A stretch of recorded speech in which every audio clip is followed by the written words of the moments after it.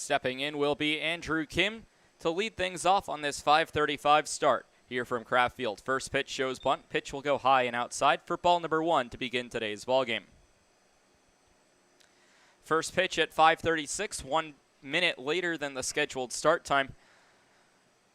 Winds blowing to the southwest at 7 degrees and gusting at 17 miles per hour as a pitch will run inside and actually hit Andrew Kim, so the leadoff man is on as Kim will get aboard via the hit by pitch. It ran down and hit him in the foot.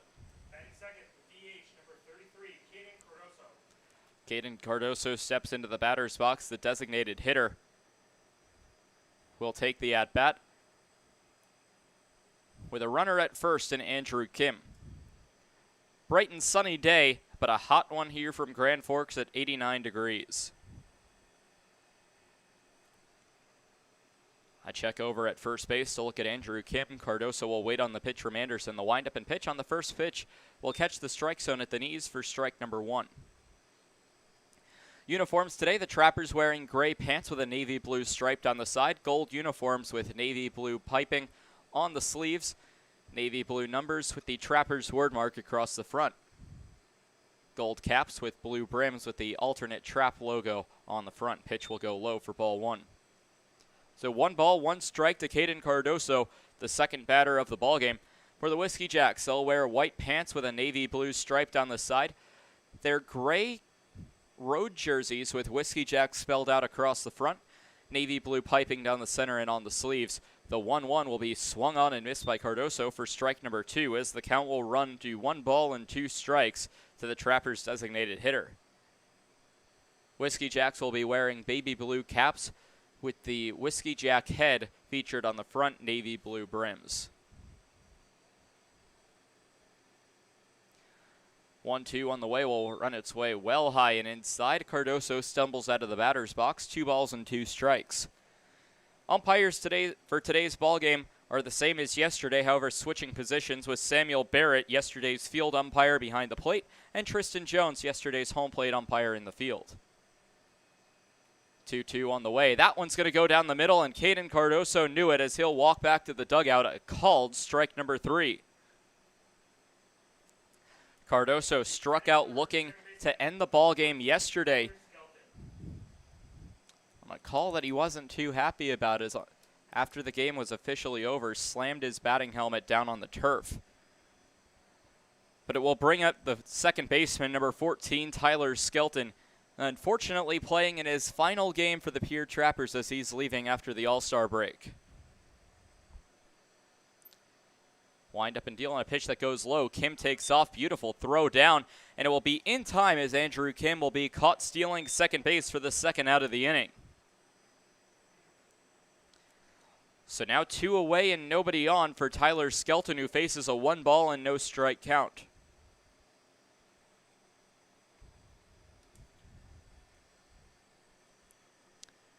Every team in the Expedition League playing in today's action across the EL, as the 1-0 will be taken at the knees for a called strike, 1 ball and 1 strike. Skelton disagrees with the call and will step out of the batter's box to recompose himself. Based off what happened in yesterday's ballgame, both teams will be on thin ice today with this set of umpires. 1-1 will miss low for ball 2.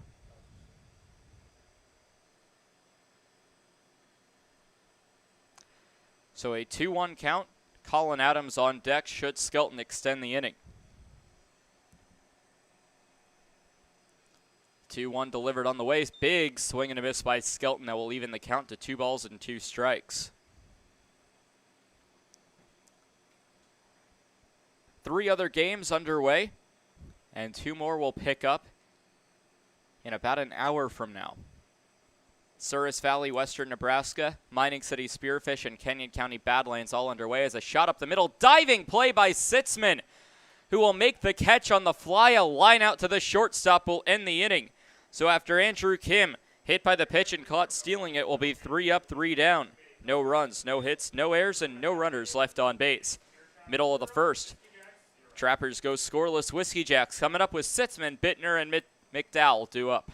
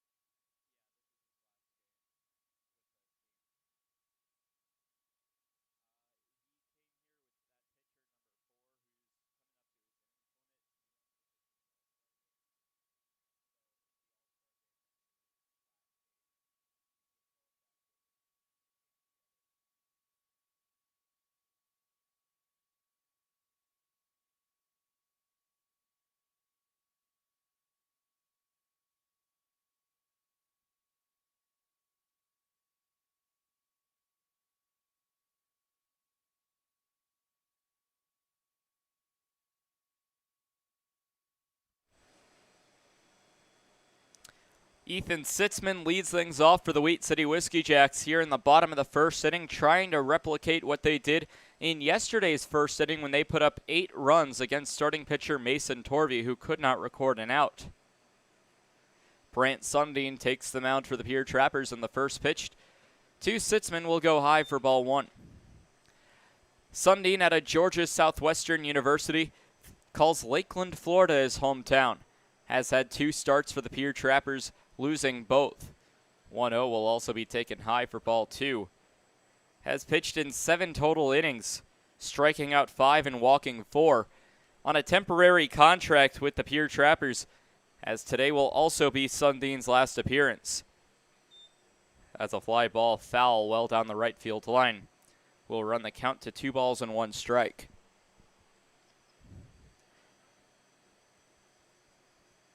Sundin allowing 16 runs in 7 innings pitched for an ERA of 20.57 as the pitch will run high for ball 3.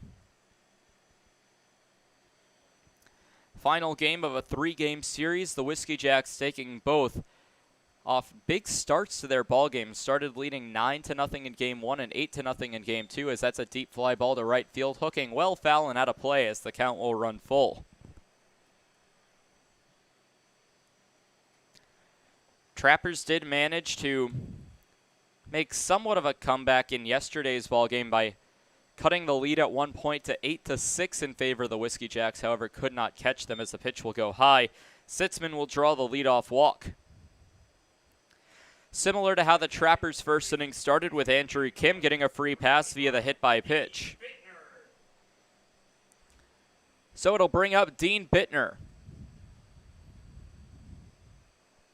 Bittner, the starting third baseman in today's ballgame, will take the at-bat with Sitzman standing at first base in a scoreless ballgame here in the bottom of the first. First pitch called a strike on the center part of the plate. Bittner batting .242 on the season. The native of Phoenix, Arizona, has walked 13 times, has struck out 43, getting 30 base hits, so a lot more likely to strike out than he is to use his bat to get on base, as the pitch will go outside for ball 1.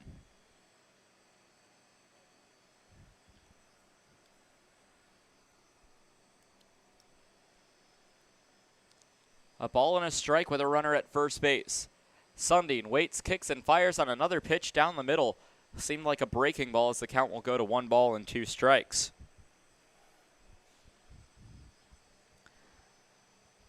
So Sundin looking to mirror what happened to the Trappers in the top of the first with a strikeout to the second batter of the ballgame. The 1-2 on the way. Called strike 3 on the outside part of the plate, and Bittner, not happy with that call, will put his bat into the ground but walk back to the dugout. Batting third, the designated hitter from Grandview University, number 28, Caleb McDowell. So it'll bring up the designated hitter in Caleb McDowell. The Whiskey Jacks currently mirroring what the Trappers did in the first inning with a free pass and then a strikeout. So if history repeats itself, could see a caught stealing on Ethan Sitzman. The windup and pitch by Sundin. Runner goes, and we almost had the fortune come true, but a hit and run given up by the foul ball by McDowell will go for strike 1.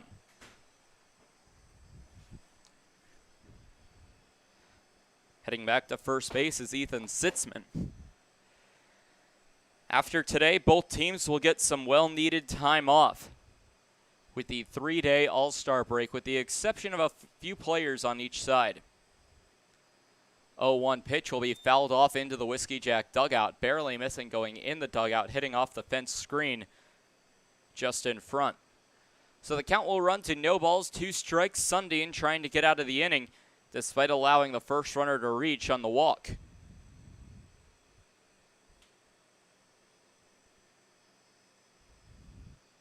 Oh, 0-2 pitch, swung on and missed for strike number 3. Back-to-back punch-outs for Brant Sundin.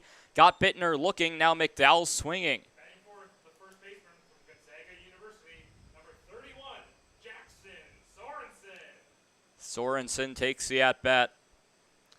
Sundin has recorded 2 outs today, both of them strikeouts. No Whiskey Jack in 3 batters has put a ball into play after a walk. Getting a Sitzman, the lone base runner. A pickoff attempt on a stolen base. Throw down to second base. Not in time, and the field umpire says no go. Safe at second base. Seemed like the throw beat him by a mile. I guess the tag didn't. Seems to be no argument from the Trappers, so they have a better angle than we do back here. But a stolen base for Ethan Sitzman.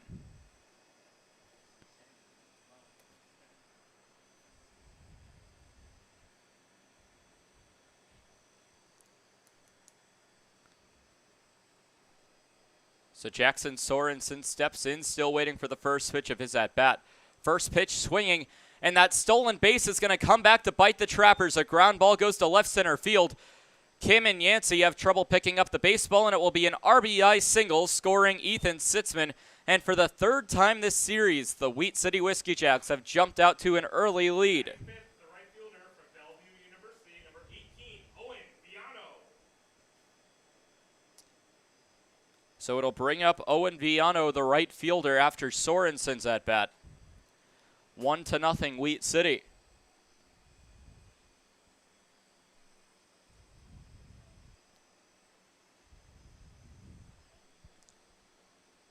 The 0-0 pitch is swung on and missed on a big pitch inside by Sundin for strike number 1. Will be a earned run onto Sundin's line. As the 0-1 will run high and inside, evening the count to a ball and a strike. Not the first run of the day, however, as the Canyon County Spuds have struck early in Dickinson. They lead the Big Sticks 1-0 there.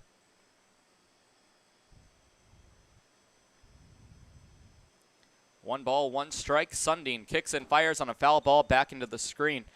It'll be 1 ball and 2 strikes, the new count.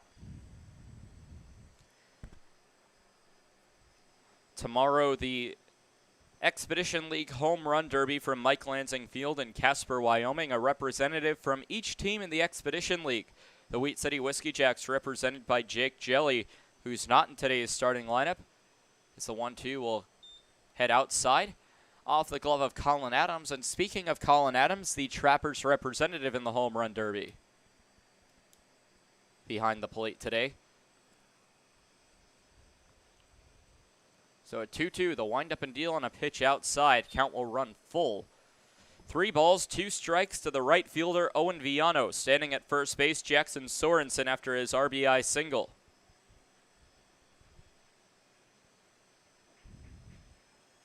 Viano batting .241 on the year.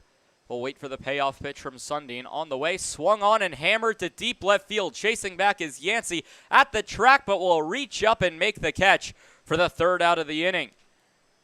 Seemed like Viano had a bit of pop in that bat, but it wasn't enough. 1 run for the Whiskey Jacks. Off 1 base hit, no errors committed by the Trappers, and 1 runner left on base. Trappers coming up trying to respond with Adams, Strong, and Hill due up.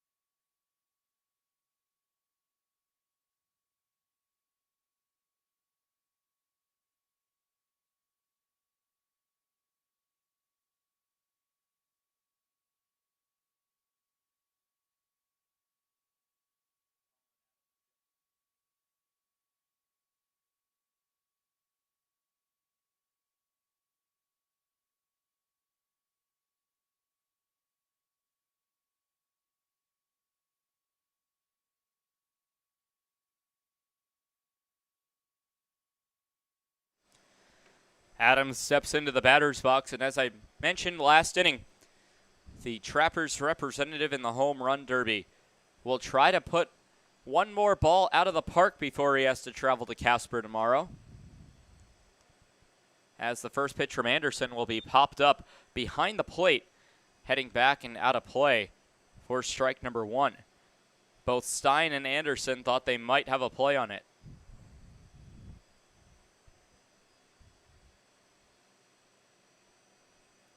Top of the second inning, Pierre batting, trailing 1-0 to Wheat City. The windup and deal on a pitch that will go high will even the count to 1 ball and 1 strike. Adams batting .255 on the year with 18 RBIs. 1-1 will kick low in the dirt for ball number 2. Adams hammering 7 home runs on the season, 4 of them away from home, and 3 of them in the state of North Dakota against the SaberDogs. 2-1 will be a high pitch for ball number 3. So 3 balls, 1 strike, a hitter's count to Colin Adams from Jake Anderson to lead off the second inning. 3-1 hammered straight to Sitzman, the shortstop, who fires onto first base. Throw goes a little bit high, but Sorensen able to reach it in to make the play. The first out will be a 6-3 ground out to Colin Adams. Now batting the first baseman, number 35, Nick Strong. Strong will become the new batter. The first baseman carries a 14-game hitting streak into today's contest, trying to extend it to 15 prior to the All-Star break.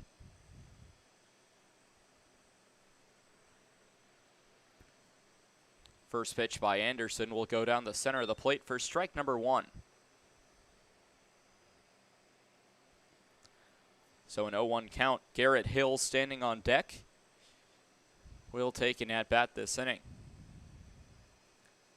0-1 on the way. That will go low into the dirt for ball number 1. 1 ball and 1 strike here from Kraft Field in Grand Forks, North Dakota. Kraft Field, the former home of North Dakota baseball, the University of North Dakota baseball. As the 1-1 to Strong will run inside for 2 balls and 1 strike. Kraft Field itself named after the coach for North Dakota that reestablished the program in, I believe, 1956. Unfortunately, that era did not last, as UND's baseball program has since been discontinued. A foul tick into the glove for strike number 2 will even the count to 2 balls and 2 strikes to Strong.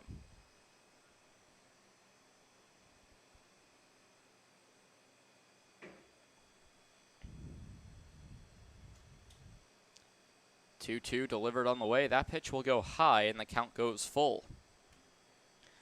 Whiskey Jacks scoring in the first inning for the second straight day.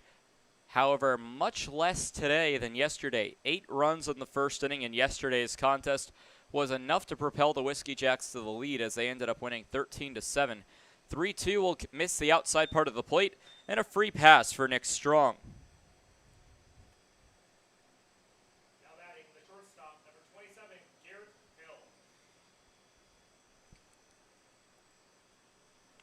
It brings up Garrett Hill. 5 base hits on the year for him in 7 games played. Bats .227 on the season, with 3 extra base hits of those 5, 2 doubles and a triple. First pitch to Hill will go down the center of the plate for called strike number 1.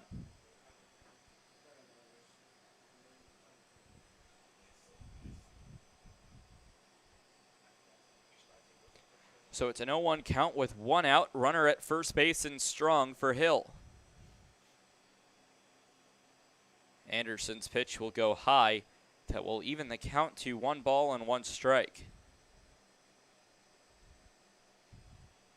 Following the All-Star break, the Whiskey Jacks return here to Kraft Field for a 2-day, 3-game series with the Badlands Big Sticks, including a doubleheader in their first day following the All-Star break. A line shot to right field. That will drop for a base hit in front of Viano. Trappers play station to station as Strong stands firmly at second base. Now batting, the right fielder, number 24, Jacob Griffin. So Hill has the first base hit of the ballgame, as Strong will advance to second base on the play.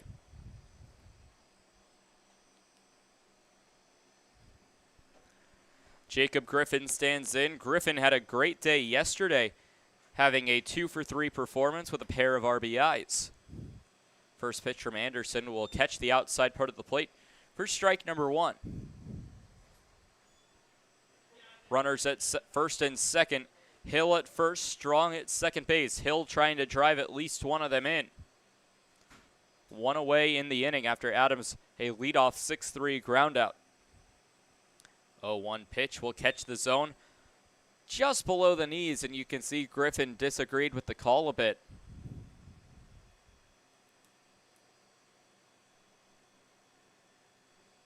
So an 0-2, Griffin going to have to protect. Anderson a check back over at second. Wind up and pitch on a pitch that goes inside as the count will go to 1 ball and 2 strikes. Sitzman, the shortstop, dancing with Strong, who stands at second base. Haven't seen too many pickoff attempts to second base at all this year from any team. A 1-2. Wind up and pitch. A swing and a high pop fly into center field. Sitzman races back, and it will be Sitzman who reaches up and makes the catch for out number 2.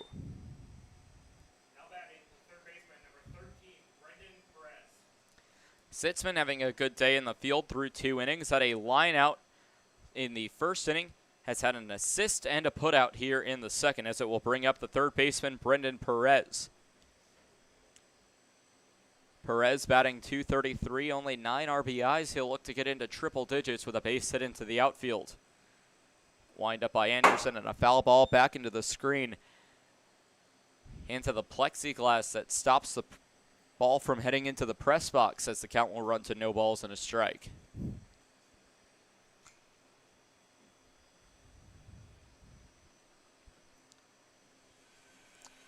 Trappers have a long trip back to Pierre tonight.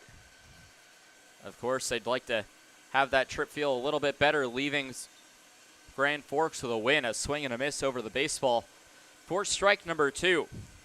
It's about a six-ish hour drive between Pierre and Grand Forks.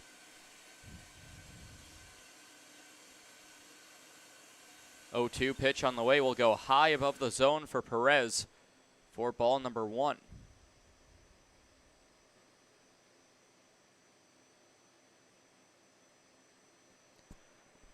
So a 1-2, Perez needing to get aboard to extend the inning. As a ground ball will get through the left side. Strong racing will round third. Heading home, the throw in from Drill will be cut off by the pitcher in Anderson. And an RBI single for Brendan Perez will tie this ball game up at 1. And exactly what Brendan Perez needed to do, as if on cue. Perez singles into left field.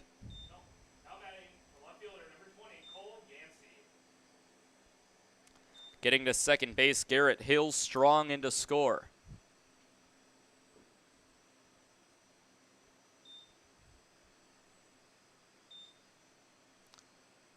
Cole Yancey, the left fielder, batting 9th. The new batter. First pitch fouled off for strike 1.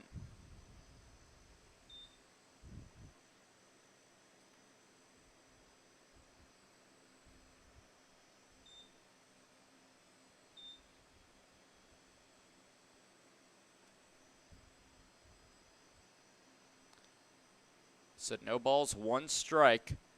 The windup and deal on a pitch on the outside part of the plate will run the count to 0-2, a foul ball and a called strike on Yancey's at-bat.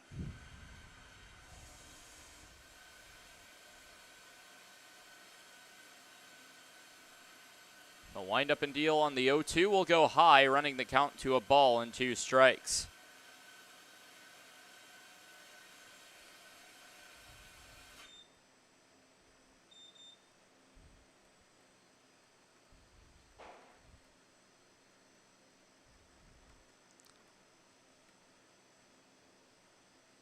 1-2 on the way. Big swing and a miss as Yancey will go down on strikes. Second strikeout of the day for Jake Anderson. The Trappers get 1 run on 2 base hits. No errors for the Wheat City Whiskey Jacks, and the Trappers leave 2 on base. Middle of the second, it's the Trappers 1 and the Whiskey Jacks 1. We'll be back for the bottom of the second with Drill, Stein, and Olsen due up.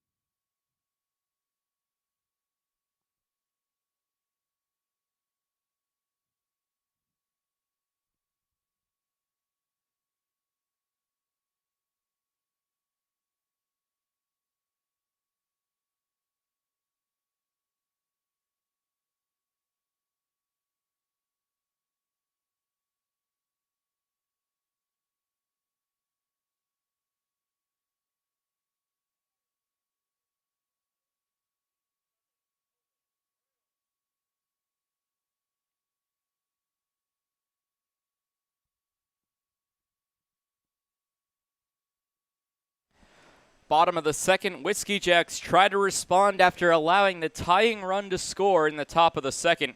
It will be Drill, Stein, and Olsen due up.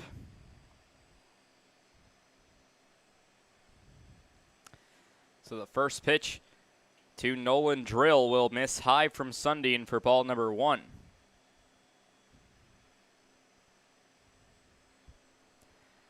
Nolan Drill this season for the Wheat City Whiskey Jacks, batting .224. Line drive over the right side will go for strike number 1. In 85 at-bats, Drill has collected 19 base hits, 10 RBIs, has walked 15 times, struck out 20. The native of Cortland, Minnesota will take the at-bat to lead things off for the Whiskey Jacks second. The windup and deal by Sundin fouled back and trickled back into the backstop. Drill falls behind in the count, 1 ball and 2 strikes.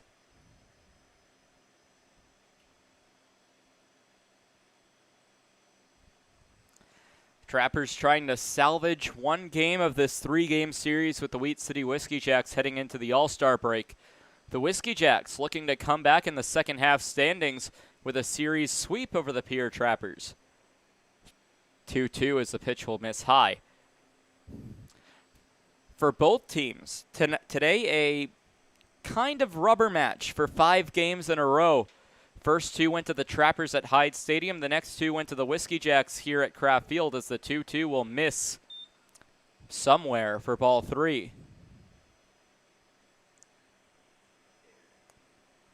That one looked just below the letters at the center of the plate. Count runs full, 3-2. To the left fielder in Drill. Sundin winds up and deals on a swing and a foul ball down the left field line.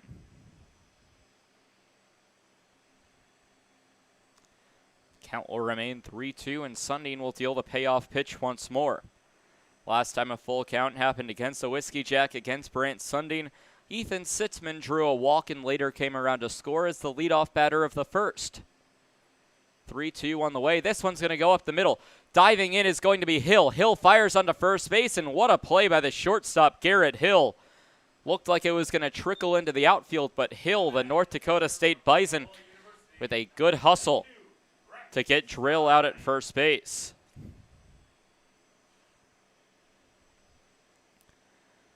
It brings up Rhett Stein, the native of Auburn, Washington, taking his 100th at-bat of the season. In 99 at-bats, has collected 27 base hits. A wind up and deal outside for ball one.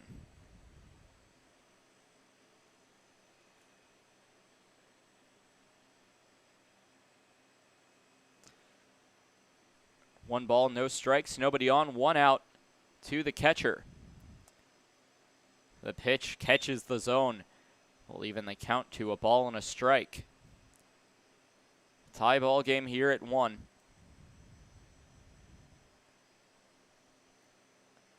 A lot of scoring elsewhere in the Expedition League, including a very good game to keep our eyes on. Ground ball over to third. Perez will pick it up. Long throw across the diamond to first base in time for the out. A pair of ground outs to the left side of the infield. A 6-3 ground out to the shortstop for Nolan Drill. And a 5-3 ground out to third for Rhett Stein. 2 away, nobody on, will bring up Garrett Olson. Around the Expedition League scoreboard, top of the second from Spearfish, the Sasquatch lead the Tommyknockers 4-0. First pitch from Sundin will catch the zone for strike 1 to Garrett Olson, who in his first at-bat yesterday launched a 3-run home run that barely got over the left field wall.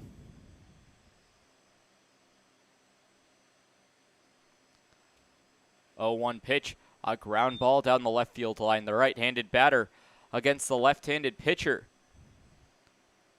Olson has a bit of an advantage in that matchup. Elsewhere in the Expedition League, the Spuds not messing around with the big sticks. Top of the second, Canyon County 6 and Badlands 0. 0-2 on the way. Pitch will miss high and inside. The count will run to 1 ball and 2 strikes. Finally, the rubber match between the Souris Valley Saberdogs and the Western Nebraska Pioneers. The 2 division leaders and the 2 first-half champions. Top of the second, Saberdogs lead the Pioneers 1-0.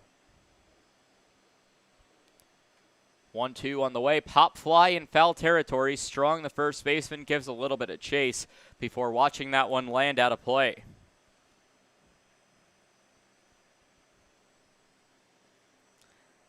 Starting in about 20 to 30 minutes, Fremont versus Sioux Falls and Casper versus Hastings.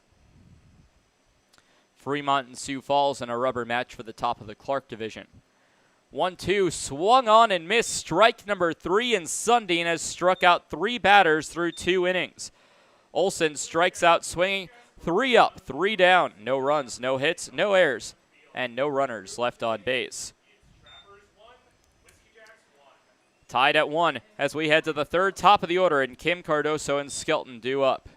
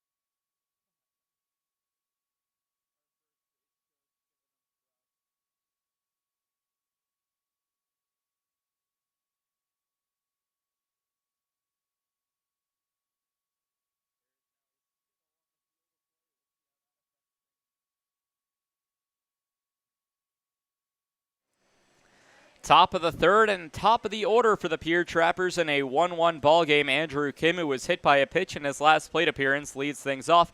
First pitch against Anderson popped foul down the third baseline.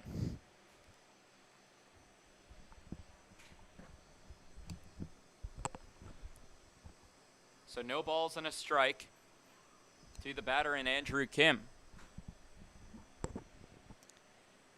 Cardoso and Skelton also due up. 0-1 ripped back up the middle, and Andrew Kim will have himself a base hit to lead off the third.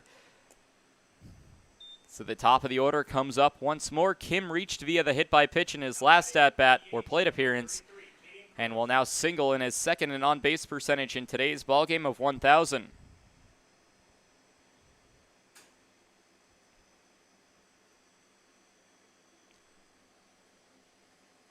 For Andrew Kim on a large hitting streak of his own. That's the 10th straight game in which Kim has recorded a base hit. First pitch to Cardoso will miss outside for ball number 1. And considering that this is only his 13th game that he's played in so far, he's only gone hitless in 2 ball games. 1-0 pickoff attempt back to Kim will drop the baseball in Sorensen. However, Kim not even getting up to his knees by the time Sorensen picked up the ball again, so no chance to take off for second base. A 1-0 to the DH Cardoso. Pitch will run inside for ball number 2. Cardoso struck out looking in his last at-bat. He is 0 for 1 today.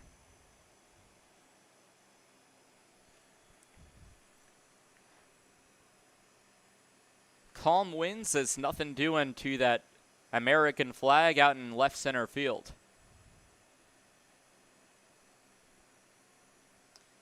The 2-0 pitch will be taken low, and a 3-0 count to Caden Cardoso. Anderson in risk of putting 2 runners aboard with nobody out here in the third inning.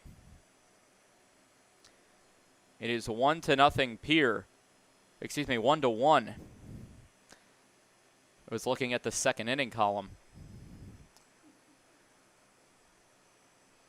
3-0 swung on and ripped into right field. That'll be a base hit for Cardoso. Kim thought about taking off for third, but will head back to second. So back-to-back base hits. Kim gets to second base.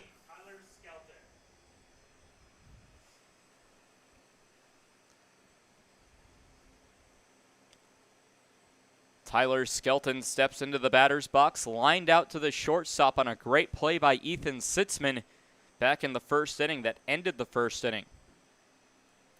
2 runners aboard with nobody out.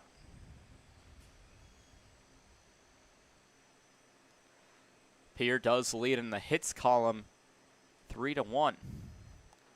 Pitch will go low for ball number 1 to Tyler Skelton. The native of McDonough, Georgia, playing at the same college as the Trappers' starting pitcher in Brant Sundin.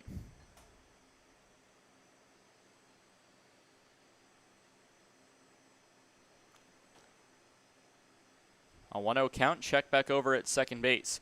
The windup and deal on a pitch that goes high for ball 2. Time will be called as Stein comes out to talk to Anderson.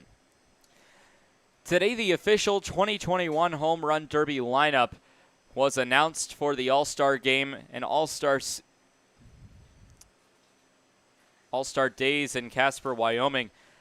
Spanning from July 19th to July 21st will be the All-Star break. The Fremont Moo and the rest of the Clark division. The Fremont Moo has E.J. Taylor. The Hastings Sodbusters, Trevor Matson. The Pierre Trappers, Colin Adams. The Sioux Falls Sunfish, Will Olson. The Spearfish Sasquatch, Charles McAdoo.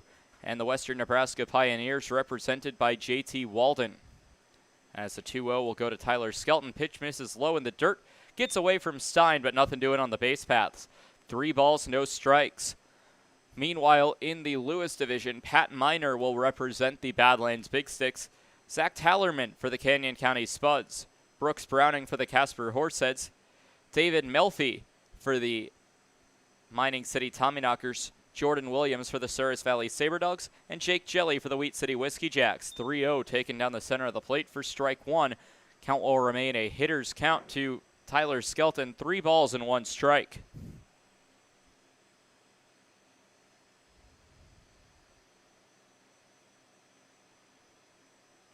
(3-1). Check back over at second. Wind up and pitch. A high pop fly in foul territory over on the right side.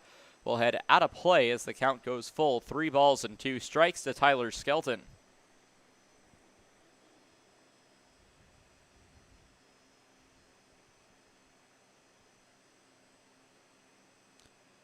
Skelton takes a deep breath.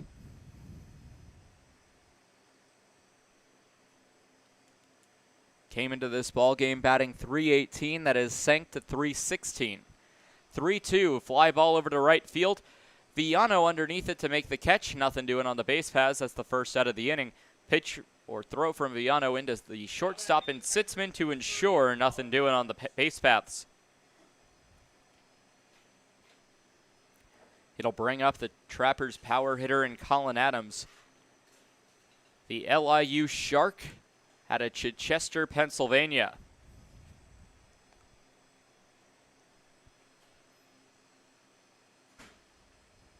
Check over at second base. One more from Anderson before winding up and dealing on a pitch that bounces low and will roll to the backstop. Both runners will take off the wild pitch by Anderson, frustrated with himself. So Andrew Kim gets to third base, now 90 feet away from the Trappers, taking the lead in this ballgame as Cardoso will take second base. Spot opens up for Colin Adams at first base.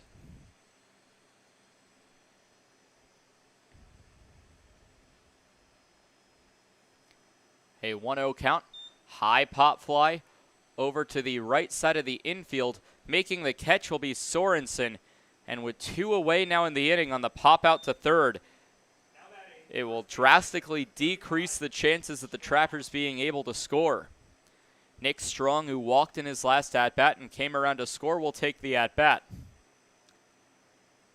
Has a 14-game hitting streak, trying to extend it to 15, and now would be the time to get that base hit to extend it.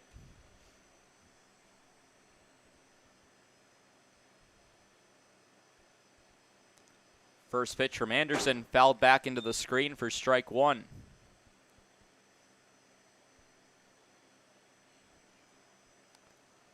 So an 0-1 count. Runners at second and third. Cardoso at second, Kim at third.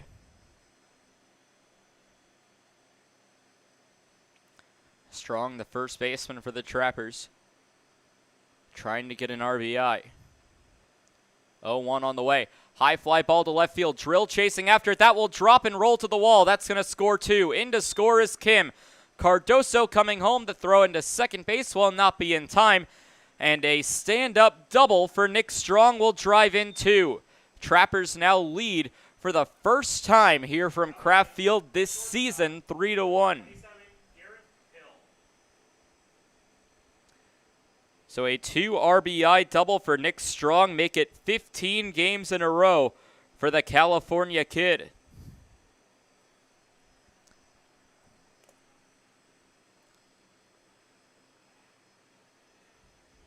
It brings up Garrett Hill. Hill singled in his last at-bat. A base hit into the outfield would likely score Strong. First pitch swinging on a pitch that goes low for strike number one.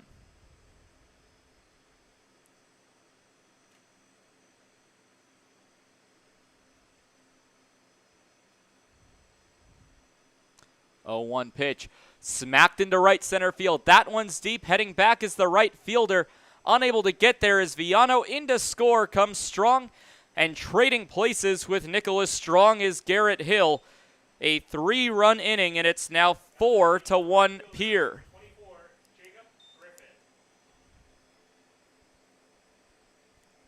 Back-to-back doubles as it drives in Strong. Jacob Griffin, who popped out to the shortstop, and Sitzman will take the at-bat.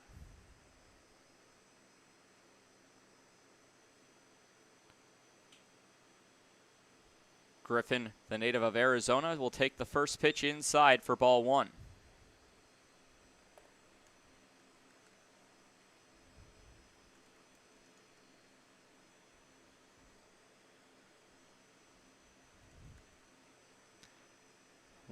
Another one taken low from Anderson for ball two.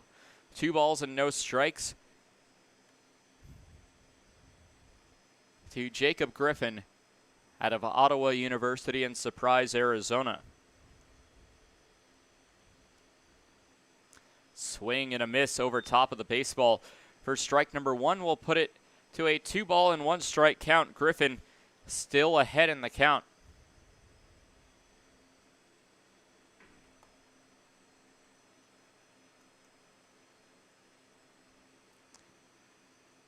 2-1 called a strike inside. Griffin disagrees with the call and will take a 180 spin out of the batter's box.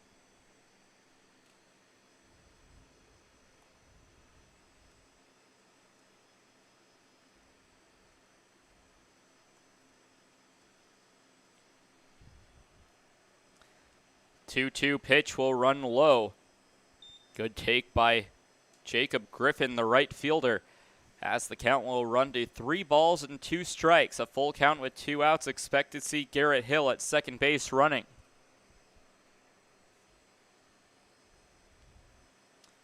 Anderson stands tall, winds up and deals on a chopper over to the first baseman in Sorensen. Sorensen takes it and will step on first base himself to end the Trappers' half of the inning. 3 runs for the Pierre Trappers off a total of 4 base hits, no errors committed by the Wheat City Whiskey Jacks, and 1 runner left on base for the Pierre Trappers. It's now 4-1, Pierre in front. Whiskey Jacks try to respond with the 9-1-2. Daigle, Sitzman, and Bittner due up.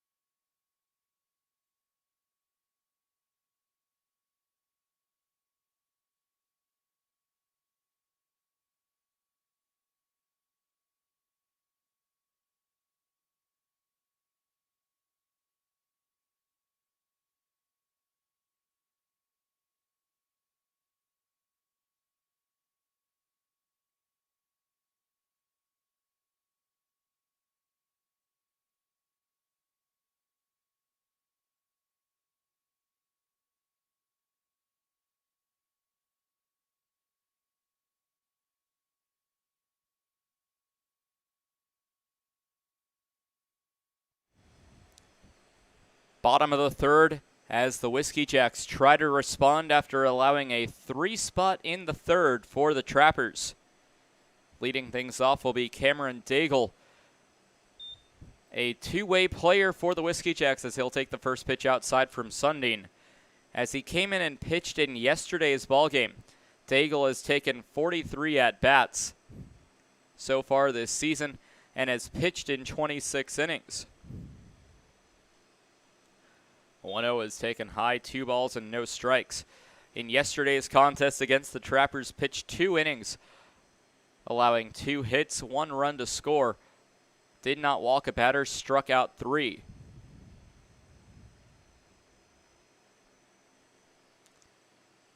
Will be ripped back up the middle to Garrett Hill. Hill fires onto first base. It will be not in time. Tristan Jones punches him out at first base. A 6-3 groundout will lead things off for the second consecutive inning.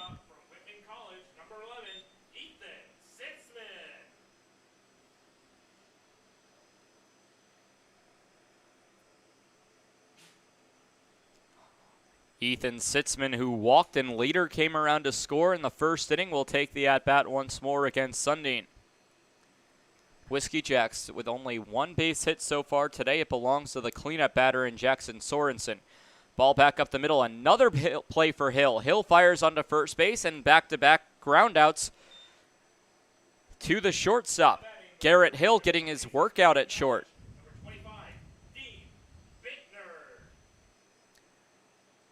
So Dean Bittner becomes the new batter. He struck out looking in his last at-bat.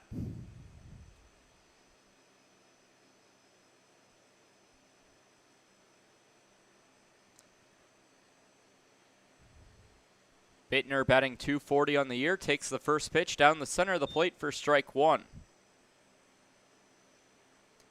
Bittner out of Mesa Community College, the native of Phoenix, Arizona, in this 5-game series against the Trappers has gone hitless in 7 at-bats. A fly ball to right field. In comes Jacob Griffin. Griffin will reach up to make the catch for the 3rd out of the inning. 3 up, 3 down go the Wheat City Whiskey Jacks. We're through a third of this ballgame. No runs, no hits, no errors, and nobody left on base. It's 4-1 Pierre as we head to the top of the 4th.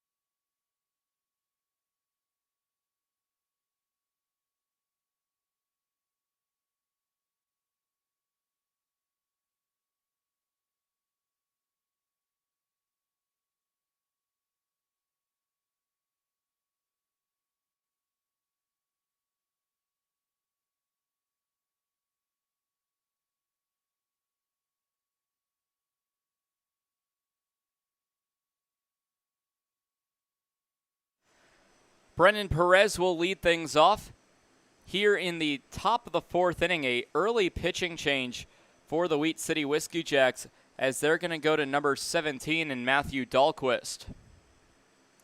Swing and a miss for strike number 1 on Brennan Perez. Dahlquist last appeared 5 days ago against the Badlands Big Sticks, pitched 3 innings, did not allow a hit nor a run. 5 strikeouts, no walks, was dealing against the Big Sticks. As a foul ball will run the count to no balls and 2 strikes. So Jake Anderson, the starting pitcher for the Wheat City Whiskey Jacks, all he can do is get the loss. As a pitch will go outside for ball number 1. Also had no decision if the Wheat City Whiskey Jacks can come back and at least tie this ball game up. 1-2 will go high as the count will go even to 2 balls, 2 strikes. Dahlquist out of the University of California, San Diego, the native of Redondo Beach, California. 2-2. High fly ball to center field. Daigle chases back the center fielder, will reach up and make the catch for the 1st out of the inning. Now batting the left fielder, number 20, Cole Yancey. Second fly out to the outfield today after Tyler Skelton flew out to left to right in the previous inning. Dahlquist, the pitcher for the Whiskey Jacks, in 5 appearances, has a 2-1 record with 1 save, a 5.94 ERA. Line shot back up the middle. That one Daigle can't get to. It's a single for Cole Yancey. 7th base hit of the ball game for Pierre. Now batting the center fielder, number 5, Andrew Kim. Andrew Kim will become the new batter. He's 1 for 1 today. He was hit by a pitch in the 1st, singled, and later came around to score when he led off inning number 3.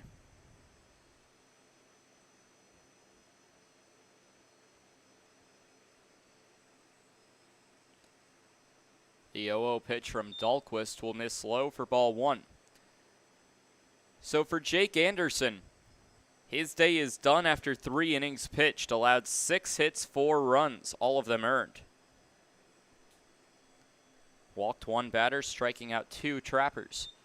Pitch will miss for ball 2 to Andrew Kim. 2 balls and no strikes.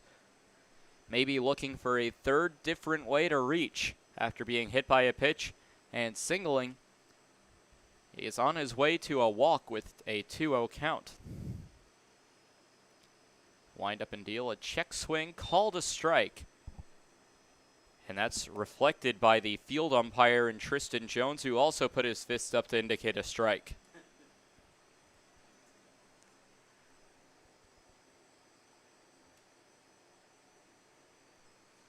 Two-one.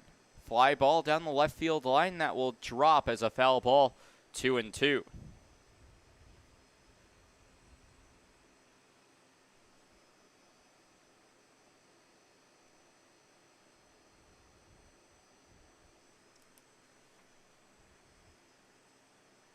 Nearing the first pitch time of the previous 2 games. Has a ground ball up the middle. Back to the pitcher. Over to short for 1. On to first for 2. A double play will end the inning. A rare 1-6-3 double play hit into by Andrew Kim. Out on the play was Cole Yancey between the base paths. No runs on 1 hit. No errors committed by the Whiskey Jacks and no runners left on base. Middle of the 4th, it's Pierre 4, Wheat City 1. Whiskey Jacks will come up with a 3-4-5. McDowell, Sorensen, and Viano due up.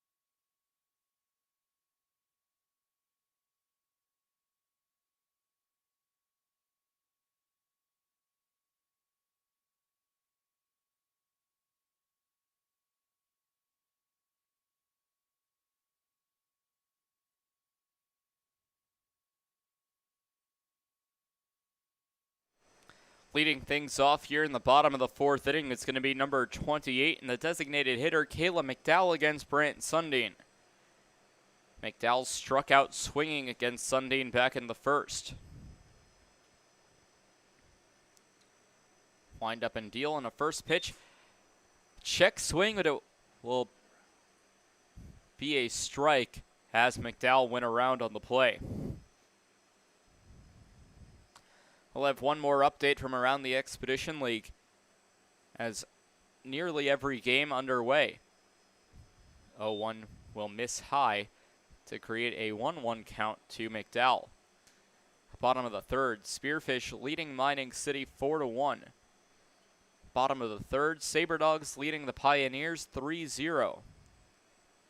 Top of the 3rd, the Spuds lead the Big Six 6-4. Big comeback for Badlands as a 1-1 will run inside, 2 balls and 1 strike.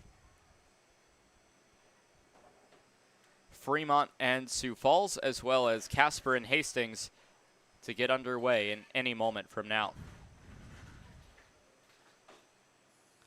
Deep breath by Sundin. He'll kick and fire on a ground ball over to Perez, the third baseman. A long run in, and Perez can't pick it up. It'll be a base hit for Kayla McDowell, as it was a really tough play for Perez, who was playing nearly on the left field grass, and had to come in maybe 45 to 50 feet. So a leadoff single for Caleb McDowell will bring up the lone batter who had a base hit prior to McDowell's at-bat in Jackson Sorensen. Runner at first base, the windup and pitch by Sundin will catch the outside part of the plate for strike number 1.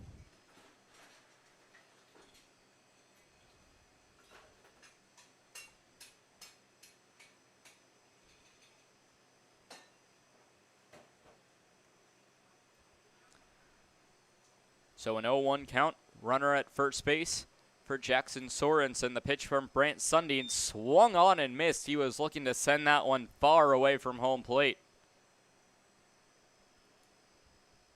An 0-2 count to the second batter of the inning. Whiskey Jacks trying to come back from down by 3 after allowing the tying run to score in the top of the second.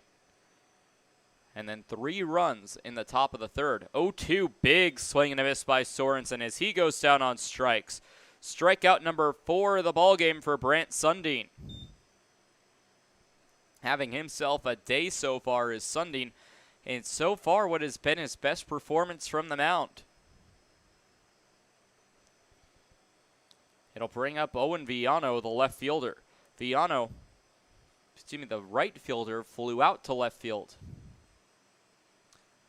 Pickoff attempt back to first base. Sliding in is McDowell.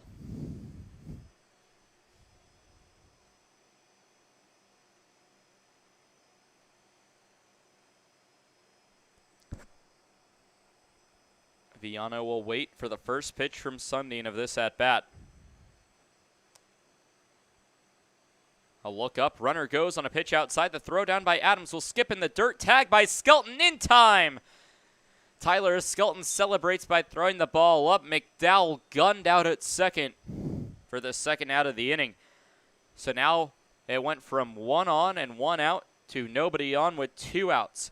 A big heartbreaker for the Wheat City Whiskey Jacks as Viano's now going to be tasked with starting a 2-out rally.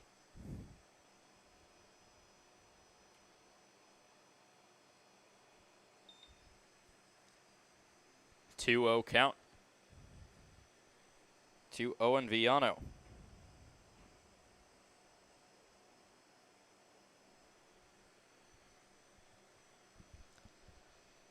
Drill on deck should Viano extend the inning against Sundin. The 2-0 pitch, a check swing, will be called a strike. Looked like it was a called strike rather than the fact that Viano went around. Count will go to 2 balls and 1 strike. Trappers in the next inning will have Cardoso, Skelton, and Adams in the top of the 5th as the pitch goes low. 3-1 the new count.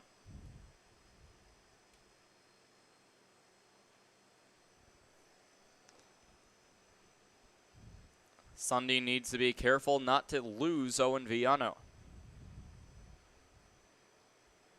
4-1 Pierre. Bottom of the 4th inning. The 3-1 on the way. Hammered foul down the right field line.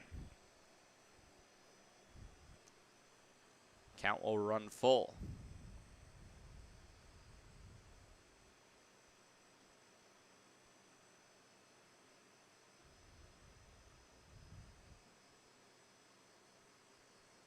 Payoff pitch coming from Sundin, swung on and missed.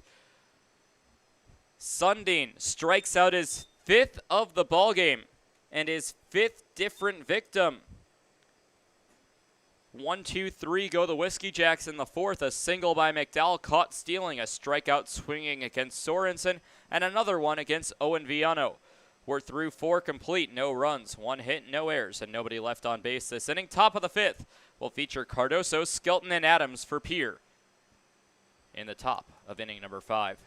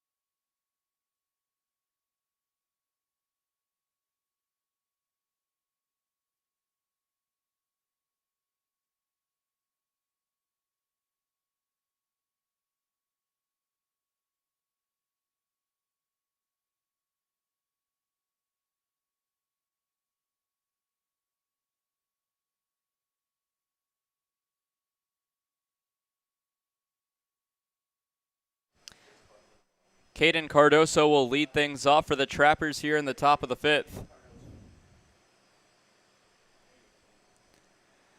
Cardoso 1 for 2 today. Struck out looking in the first, singled and came around to score in the third. Will take the first pitch for a called strike.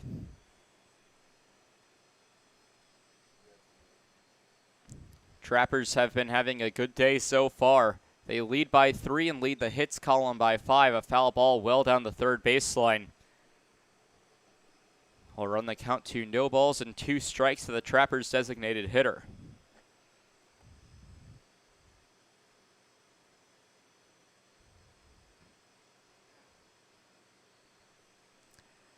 Oh, 2 taken high and outside for ball number 1.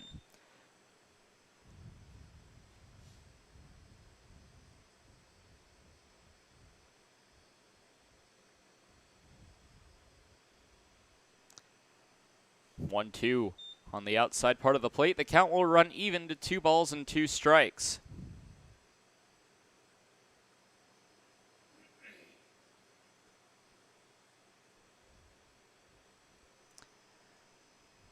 Two will run the count full. So Cardoso has worked an 0-2 count back into his favor. 3 balls and 2 strikes.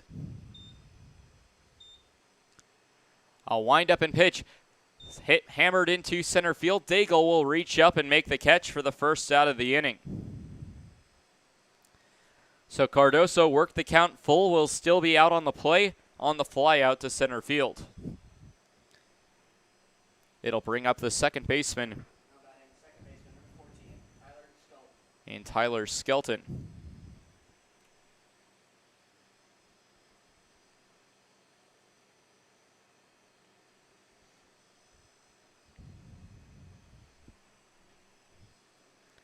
Skelton today 0 for 2 with a line out to the shortstop and a fly out to right. Will take the first pitch from Dahlquist inside for ball 1.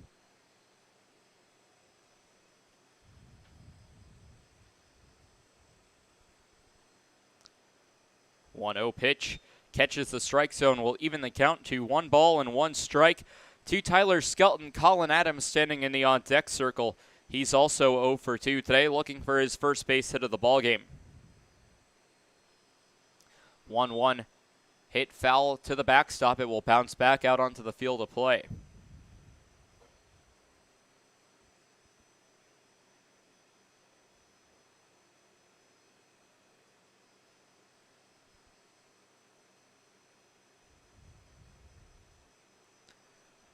One, 2. Slammed into right center field. That one's going to get into the gap. Daigle will pick it up. Rounding first and heading for second. A stumble off of second base. Skelton is now out on the play. He ran past second base and will be caught for it. Now batting the catcher, number 30, Colin Adams. So he technically reached second base safely, but then was out on the score sheet heading for third, even though he tried to get back to second base. So it is officially a double for Tyler Skelton. Back up the middle, a comebacker to Dahlquist. The throw over to first base is in time. So what could have been a ground out that advanced the runner 90 feet over to third base, instead is a 1-3 ground out to Colin Adams that ends the inning. No runs on 1 hit, no errors committed by the Whiskey Jacks, and no runners left on base in the top half of the 5th. Bottom of the 5th due up with Drill, Stein, and Olson due up for Wheat City.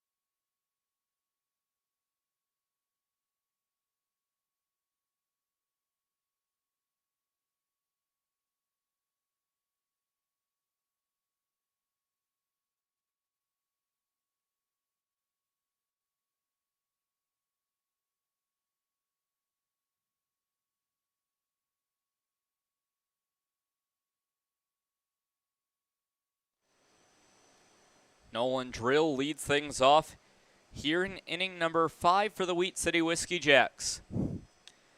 This part of the order led things off in the second. It was a 1-2-3 frame against the pitcher in Brant Sundin, who's still on the mound. First pitch high, ball 1. Drill grounded out to the shortstop. Stein, the on-deck batter, grounded out to third base. And Olson in the hole struck out swinging.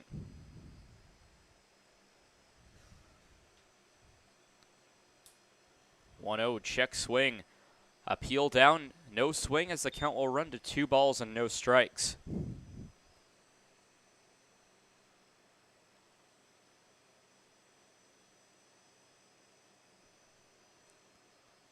Sundin has been dealing so far. Only 2 base hits allowed. Will deal on the 2-0. Swung on and chopped into the backstop as the count will run to 2 balls and 1 strike.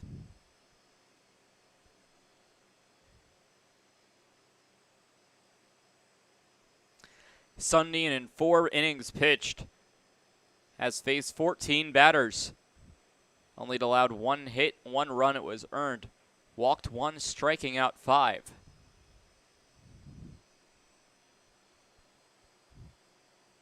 2-1, the windup and deal. Low and inside, called a strike for strike number 2. So the foul ball and now the called strike will have Drill against the ropes. 2 balls and 2 strikes. Nobody out as Drill leads things off here in the bottom of the 5th. 4-1 Trappers over the Whiskey Jacks.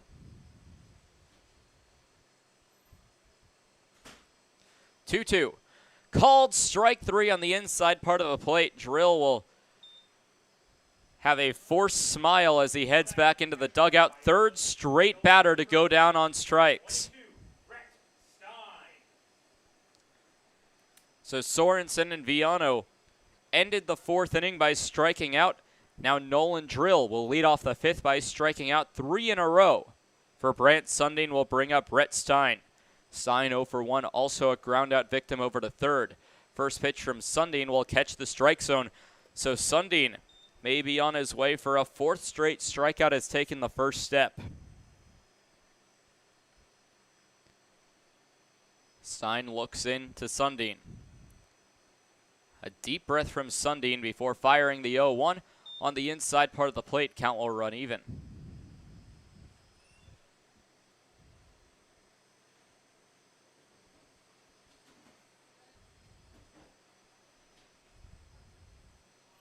Nothing doing in the Trappers' bullpen. Coach Monterio May trusting in Sundin in this appearance. 1-1 will be fouled back. A 1-2 count to Rhett Stein. Stein took his 100th plate appearance of the season, or at bat of the season, back in the 2nd inning. He now bats .270 with 27 hits and 100 at-bats. Pitch high for ball 2.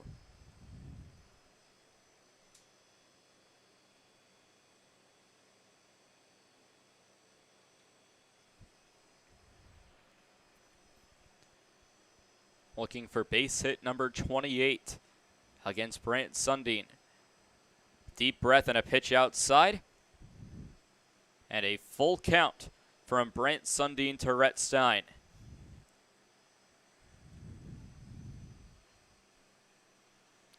Trappers and Whiskey Jacks trying to end the pre-All-Star break half of the season on the right note with a victory today. Payoff pitch, another deep breath by Sundin before firing high for ball 4. First walk, 2nd walk of the day, as the last walk surrendered by Sundin was the leadoff batter in Ethan Sitzman, who came around to score. Stein at first base with 1 out will bring up Garrett Olson. Struck out swinging in his last at-bat.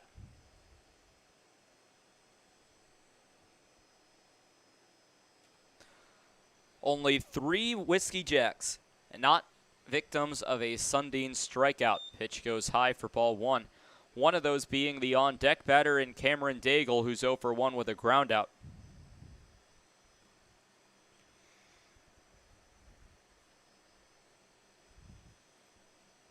Only 2 members of the Whiskey Jacks have base hits. Both of them in their other at-bat struck out. 1-0 on the way will be fouled back as the count goes to 1 ball and 1 strike, 1 out, 1 runner on. To number 1-6 in Olson.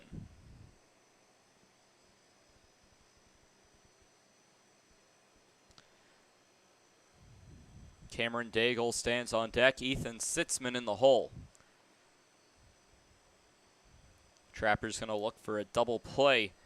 Grounded into by Olson to put 2 away. And pickoff attempt over to Stein. Throw down to second base. And the Trappers will get that one. Caught stealing. Same play as before when Ethan Sitzman stole in the first inning. However, this one made sure the tag was applied as Stein caught stealing between first and second. Will put 2 away in the inning in a 1-1 count to Garrett Olson. Trappers now just an out away from getting out of the 5th inning with a 4-1 lead over Wheat City.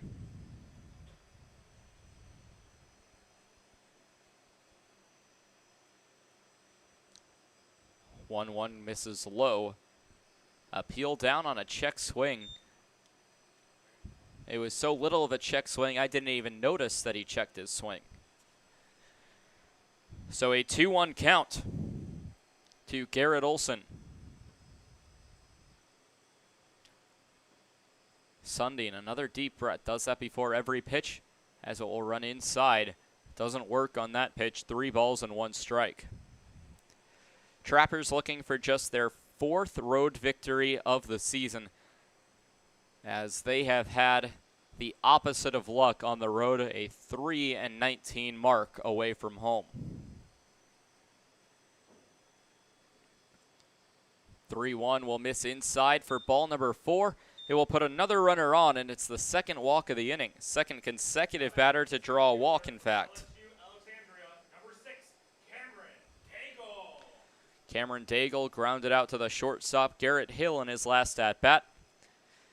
As I mentioned a little bit earlier, one of 3 players that has not struck out yet in this Whiskey Jacks starting 9 against Brant Sundin.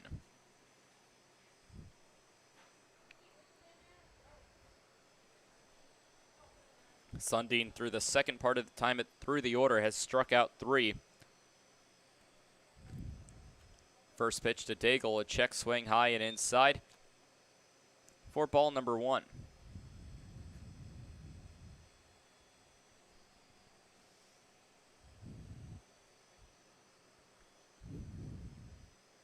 Daigle batting 159. Out of Brusley, Louisiana, pitch will miss low, 2 balls, no strikes.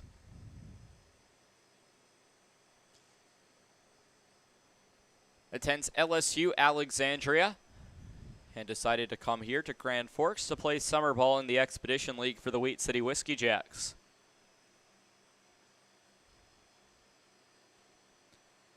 Sundin kicks and fires on the 2-0, fouled back into the backstop. Count will run to 2 balls and 1 strike.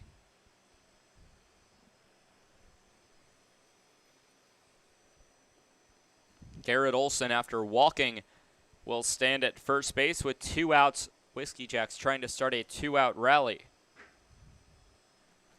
Could have had runners at first and second after the walk to Olson. However, Stein tried to take second base a little bit early. Was caught stealing. 2-1 goes high as the count goes to 3 balls and 1 strike. As we near the 7 o'clock hour here in the Central Time Zone, we're about an hour and a half into today's ball game, a little bit more than halfway through. Pickoff back to first base, but sliding back in with no tag is Garrett Olson.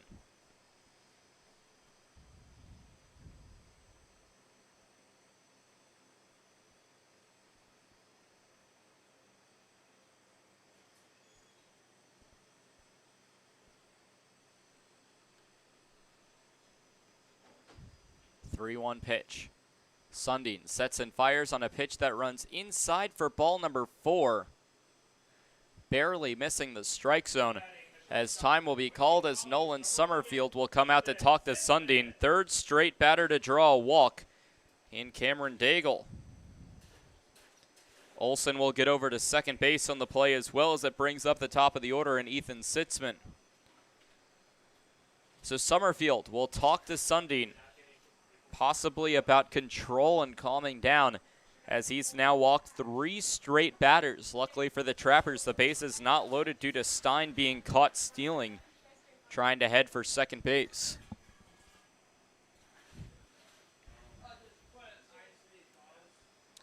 Still only 2 base hits for Wheat City.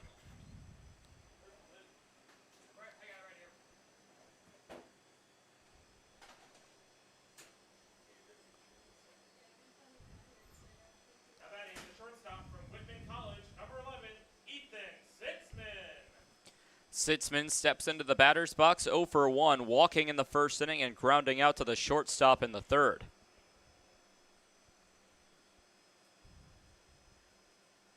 Runners at first and second. Daigle at first. Ground ball over to the shortstop. Picking it up as Hill fires onto second base in time for the fielder's choice. So Sitzman grounds into a fielder's choice that will get Daigle out between the base paths. This inning for the Whiskey Jacks, no runs, no hits, no errors, and 2 runners left on base. Due up for the Pierre Trappers in the top half of the 6th will be Nick Strong, Garrett Hill, and Jacob Griffin when we return.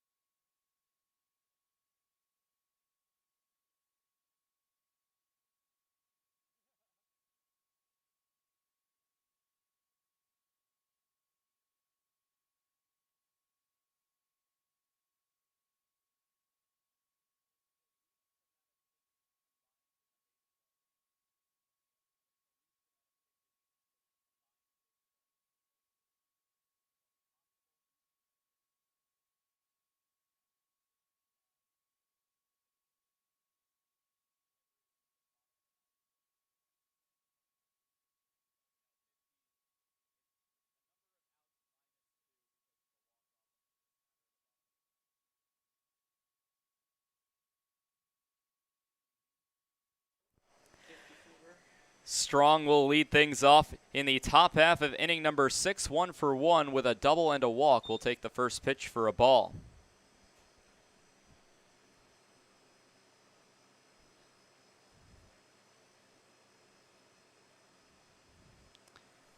New pitcher for the Wheat City Whiskey Jacks, as that pitch will be taken to left field. That one will go into the glove of Nolan Drill, a base hit for Nick Strong, his second base hit of the ballgame. A single and a double on his line, 2 legs away from the cycle, a triple and a home run remaining. It'll bring up another player who's 2 legs away from the cycle, needing the same 2 legs. He singled in his first at-bat and doubled in his second. It's Garrett Hill. Blake Kaplan, the new pitcher for the Wheat City Whiskey Jacks. The pitcher out of Chicago State, calling Las Vegas, Nevada his hometown. Ball misses outside to Hill for ball 1. In 10 appearances and 2 starts, Kaplan has acquired a 1-1 record with an 8.27 ERA. In 25 innings pitched, has allowed 36 hits, 21 walks, and 21 strikeouts. Pitch misses low for ball 2. He last appeared 6 days ago on July 12th against the Badlands Big Sticks. Pitched an inning and a third, allowed 1 hit, no runs. Walked 2 and struck out 1. 2-0. Ripped down the left field line. Foul ball, well foul, missing by probably around 3 to 4 feet. 2-1.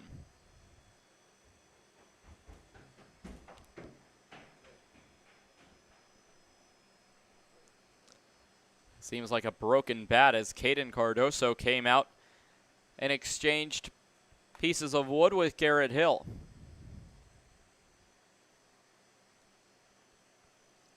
Runner at first base after Strong led off the inning with a base hit. Accepts the sign, the windup and deal, and a 2-1 will miss low for ball 3. A hitter's count now to Garrett Hill. 3 balls, 1 strike. Couple of check swings over the plate before putting the bat on his shoulders, waiting for the pitch from Blake Kaplan. 3-1 outside. That one will be ball 4. And the first 2 batters that Kaplan has faced have reached. A walk to Garrett Hill and a single to Strong. Strong will advance to second base, being pushed over by the walk as it brings up the 0 for 2 Jacob Griffin. Griffin popped out to the shortstop and grounded out to first base. First pitch inside, ball 1.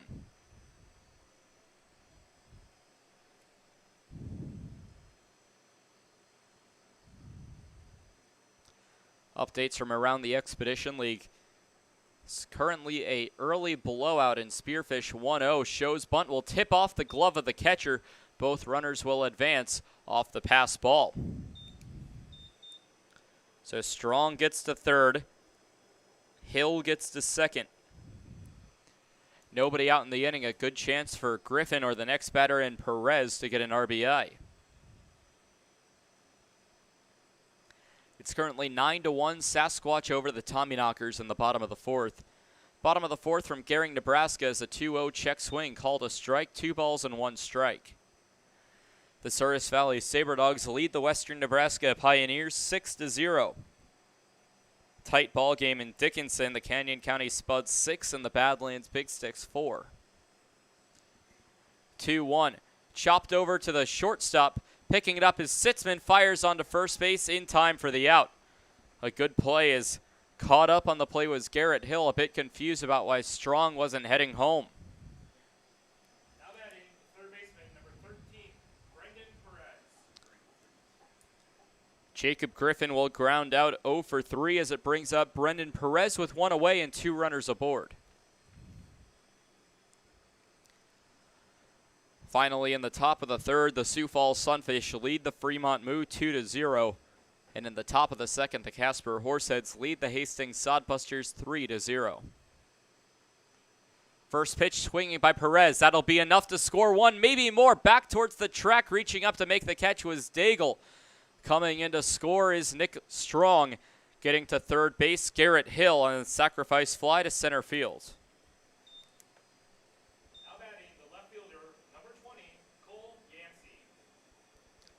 So Strong comes in to score. He's reached home safely 3 times as the new score is the Pure Trappers 5 and the Wheat City Whiskey Jacks 1.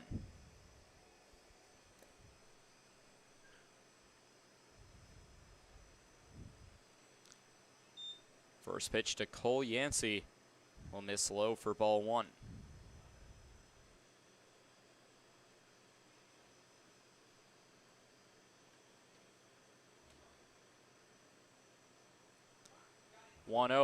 Popped up in foul territory for strike number 1. 2 away in the inning after the sacrifice fly from Brendan Perez. Runner still at third. Would need a base hit from Yancey or a reach on an error to drive him home.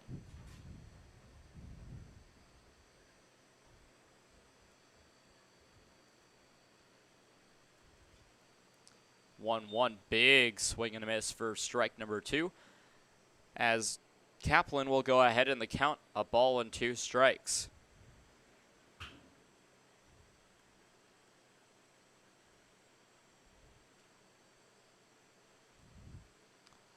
1-2 swung on and missed for strike number 3. Cole Yancey goes down on strikes that will finally end the inning. 1 run earned against Blake Kaplan off 1 base hit, no errors, and 1 runner left on base. A run for the Trappers in the top of the 6th. They've scored 5 unanswered. It's 5-1 Pierre. Heading into the bottom of the 6th, they will be Bittner, McDowell, and Sorensen due up.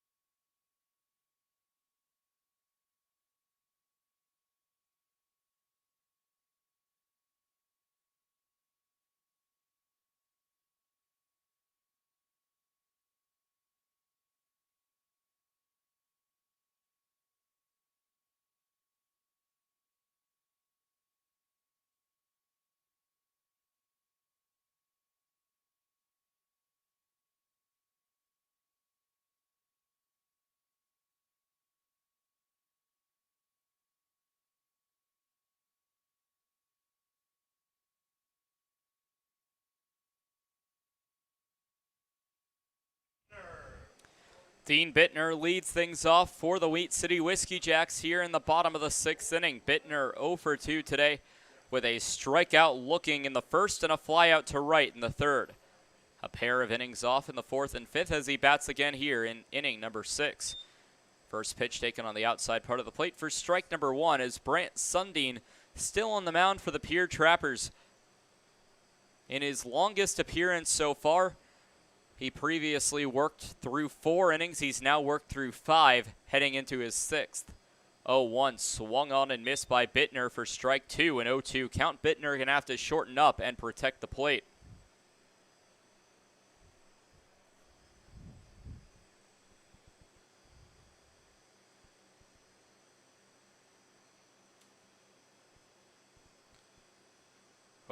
High and outside for ball 1.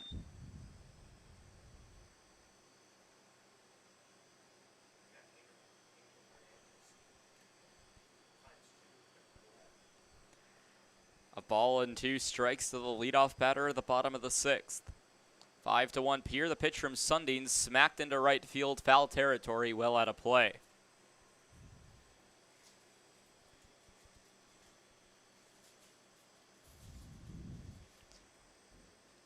Bottom of the 6th, Wheat City trying to put up a run for the first time since all the way back in the 1st. 1-2, comebacker to Sundin. That one will get up the middle. A base hit and only the 3rd base hit today for the Whiskey Jacks through 5 innings, heading into the Whiskey Jacks 6th. Hitter from Grandview University, number 28, Caleb McDowell. McDowell becomes the new batter. He's 1 for 2 with a strikeout swinging. Singled to lead things off in the 4th, was later caught stealing.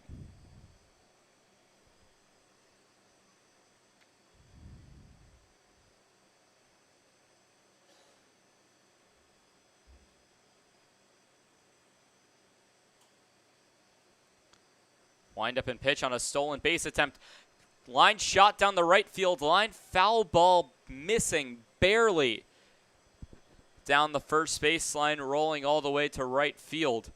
It would have been extra bases for Caleb McDowell and possibly scoring Bittner all the way from first base. Instead, it's a very long strike number 1.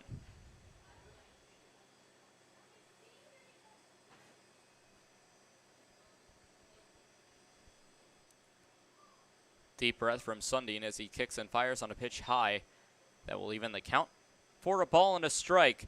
Nobody out in the inning. Trappers trying to hold the Whiskey Jacks scoreless. Still nothing doing in their bullpen down the left field line.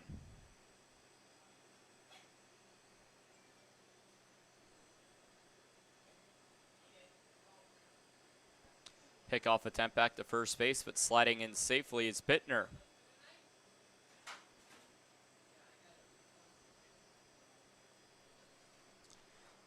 Final game between the Trappers and the Whiskey Jacks this season. Whiskey Jacks have won 4, the Trappers have won 3. Pickoff attempt back to first base, sliding back in safely is Bittner once more.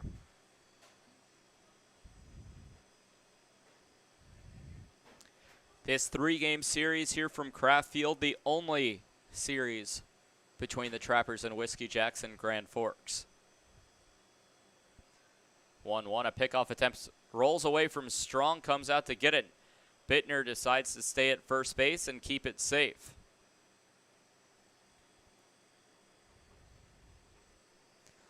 Only the second year in which the Trappers and Whiskey Jacks have had the opportunity to play, as the Whiskey Jacks, an expansion team in the 2019 season, opted out of the 2020 season due to the COVID-19 pandemic, and now back here in 2021 as the pitch goes outside for ball number 2. So only the second year of Wheat City Whiskey Jack baseball. 2019 in the inaugural season for the Whiskey Jacks, the Trappers dominated the season series, winning 6 of the 8 games. 2-1, grounded over to the left side, into left field, a base hit, back-to-back singles for Bittner and now McDowell. Now batting, the first baseman from Gonzaga University, number 31, Jackson Sorensen steps into the batter's box, a huge opportunity for an RBI with runners at first and second and nobody out. Sorensen 1 for 2 with a single in the first and a strikeout swinging in inning number 4. Round number 3 between Sundin and Sorensen.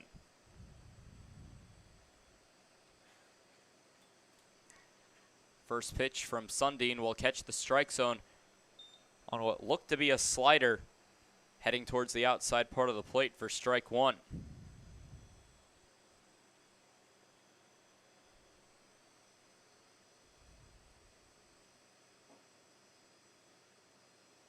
Check back over at second base, looking at Dean Bittner.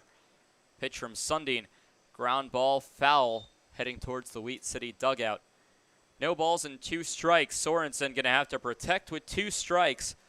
Still 4 balls away from a walk, only a strike away from being K'd up for the second time tonight.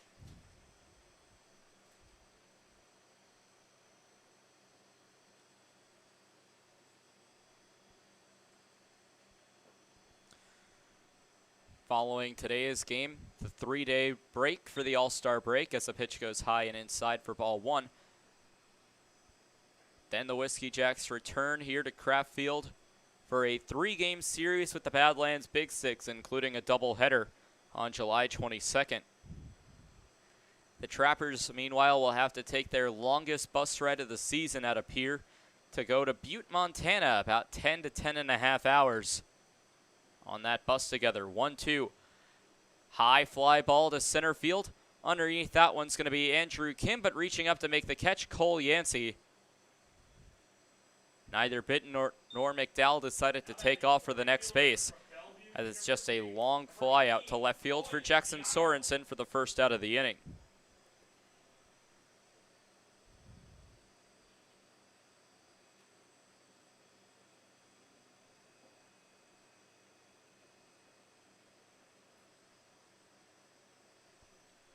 Owen Viano 0 for 2 today, a fly out to left in the first and a strikeout swinging in inning number 4. Takes the at-bat with 1 out and 2 runners on. Big batter for the Whiskey Jacks. Double steal as Colin Adams had trouble taking it out of his glove, frustrated with himself, as 2 runners now in scoring position. Bittner steals third and McDowell will steal second base.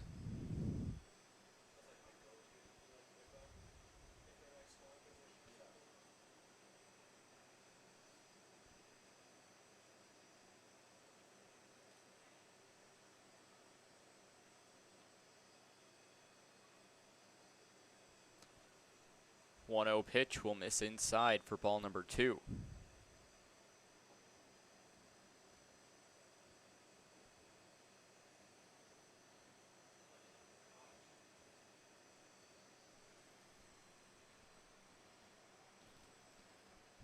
A 2-0 count to Owen Viano. Runners at second and third. Whiskey Jacks a good chance to put some runs on the scoreboard. 2-0, chopped foul behind home plate. A battle between the Trappers' Joey Bramante and Caden Cardoso to run out of the dugout and receive the baseball.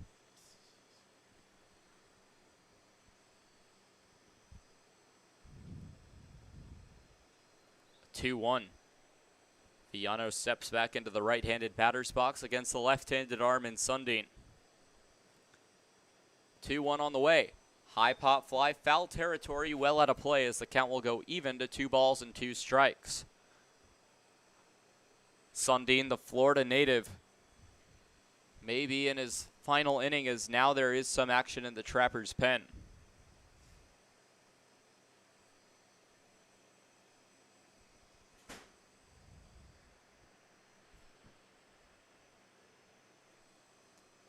Two balls, 2 strikes, 1 out, 2 in scoring position. The pitch swung on and missed over top of the baseball for strike number 3, and the last thing the Whiskey Jacks needed to happen just did. Left fielder from Upper Iowa University, number 7, Nolan Drill.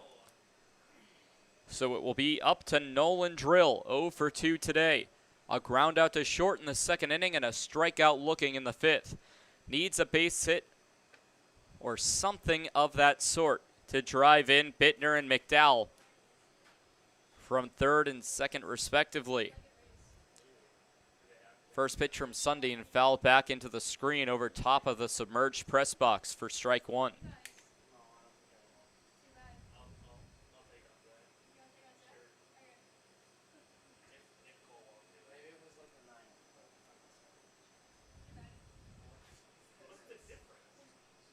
So an 0-1 count.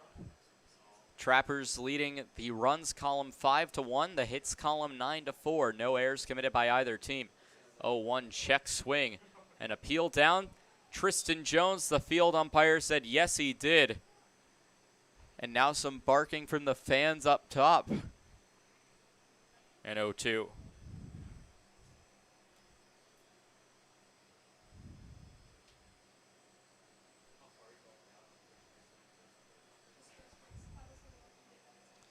Runners at second and third, 0-2. Sundin trying to get out of it with a strikeout. The pitch fouled off down the right field line. We'll reset and do it once more to Nolan Drill. McDowell stands at second base. Bittner at third.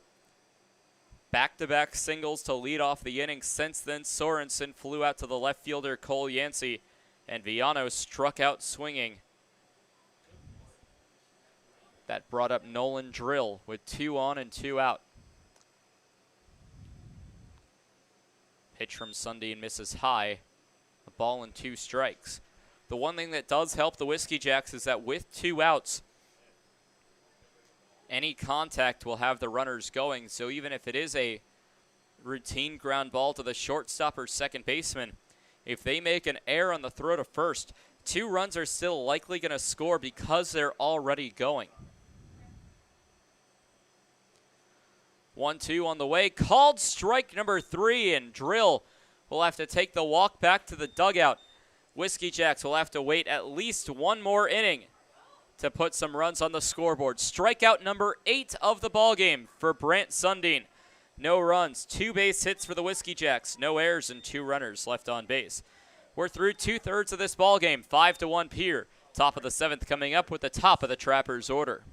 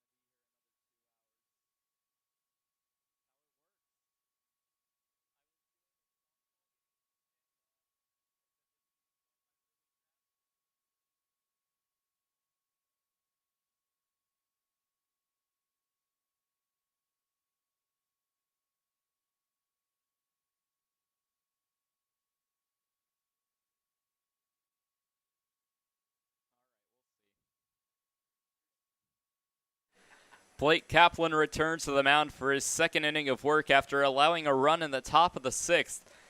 It'll be the top of the order, and Andrew Kim, Caden Cardoso, and Tyler Skelton due up. High fly ball to right field, chasing after it's Viano. That will drop and roll all the way to the wall. Viano finally grabs it as Kim, halfway to second base, will stroll in with a leadoff double. It's been a day of doubles for the Pierre Trappers, their fourth of the ballgame. Number 33, Caden Cardoso. 4 of the 10 base hits for the Trappers have been doubles.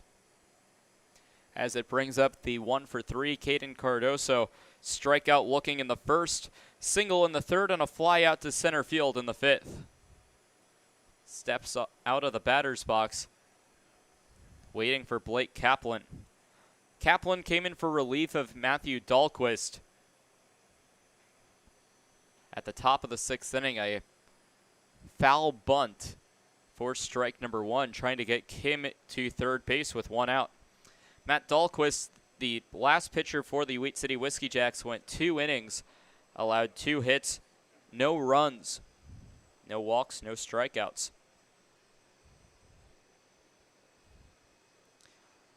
Cardoso will wait on the pitch from Kaplan. Check back over at second base. The 0-1 swung on, and that's going to be a base hit up the middle. At third base, getting the green light, but now the red light. After a gun by Cameron Daigle in center field, will head back to the first baseman in Sorensen. Runners will be at the corners. 14, Tyler Skelton. Tyler Skelton will take the at-bat, nearing the end of his time with the Trappers, probably this plate appearance and then one more.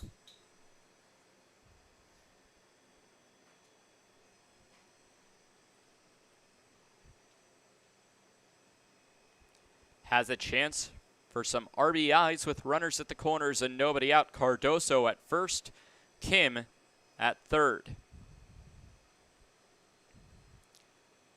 Pitch from Kaplan will go low for ball number 1.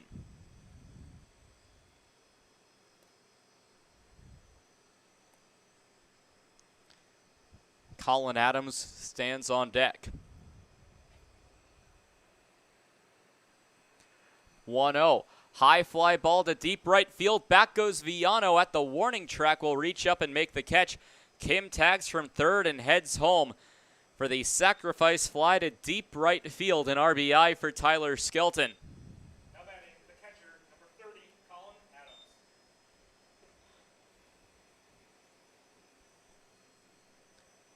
So Andrew Kim making sure that his foot was on the bag, as yesterday he was called out heading home for not tagging up. This time he will. First out of the inning, Cardoso still at first base for Colin Adams. 6-1 the new score off the sacrifice fly. Pitch will miss low for ball 1 to Colin Adams.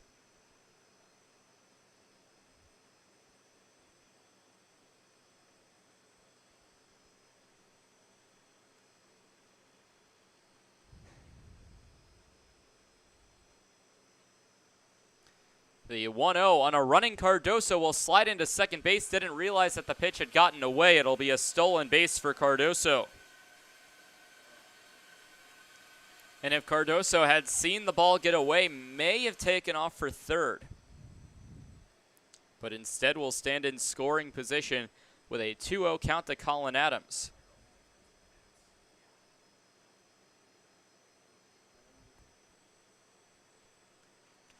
Ground ball to the third base side, fielded by the third base coach for the Pierre Trappers.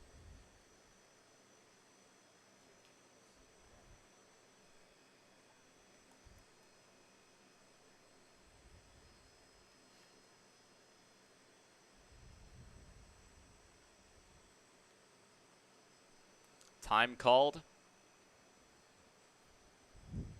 with Cardoso standing at second base and a 2-1 count to Colin Adams. It's Pierre 6, Wheat City 1.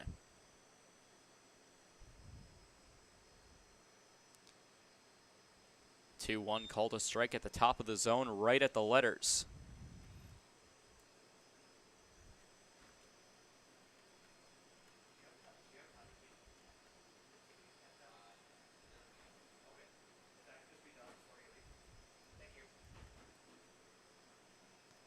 Adams waits on the 2-2. The pitch from Kaplan taken outside for ball number 3.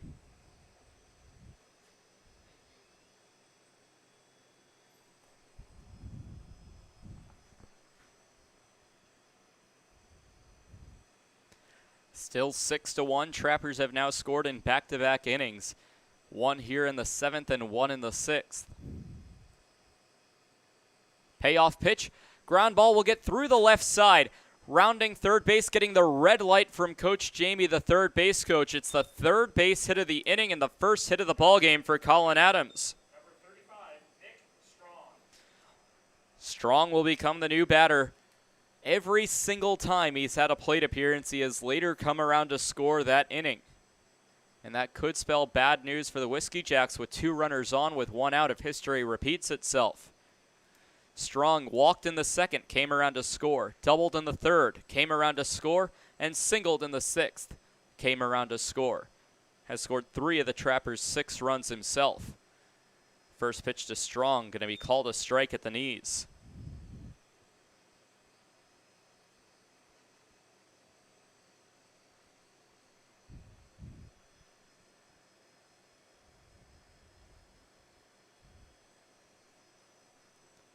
The 0-1. Pitch will miss outside to even the count to Strong. 1 ball, 1 strike. Garrett Hill, who's 2 for 2, stands on deck. Should get a plate appearance, barring a double play hit into by Strong.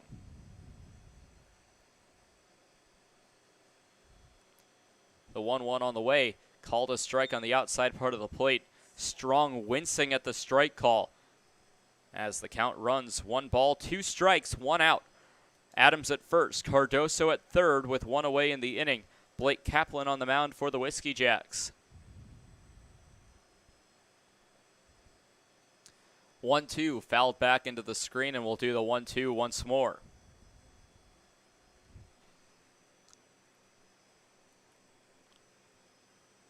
Update from around the Expedition League. Bottom of the 5th, the Spearfish Sasquatch lead the Mining City Tommyknockers 12-2. Bottom 6, Saber Dogs lead the Pios 6-1. Big Sticks have taken the lead as here comes the 1-2. Swung on and missed for strike number 3. And Strong will be retired for the first time today. Strikeout number 2 of the ballgame for Blake Kaplan as it will bring up the 2 for 2 Garrett Hill.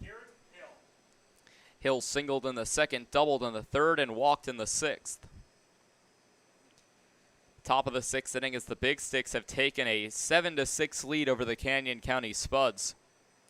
Top of the 4th from Caras Park in Sioux Falls, 3-0 Sunfish.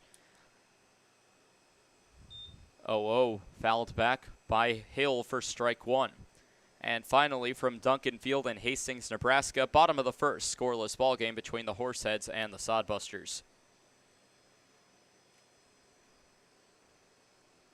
3 base hits this inning, 1 base hit, 1 run has scored. 0-1 misses low. That will even the count. We did see action going in the Trappers bullpen earlier. Doesn't seem like there's action in the Whiskey Jack bullpen right now. And there is. 1-1 ball outside.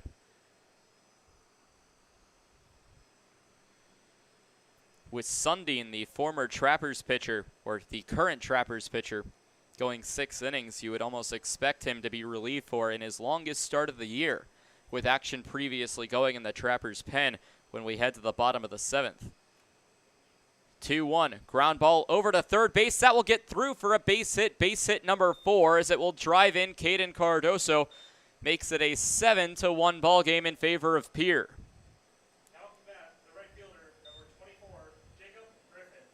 Garrett Hill 3 for 3 today. Colin Adams will get to second base as Cardoso comes in to score.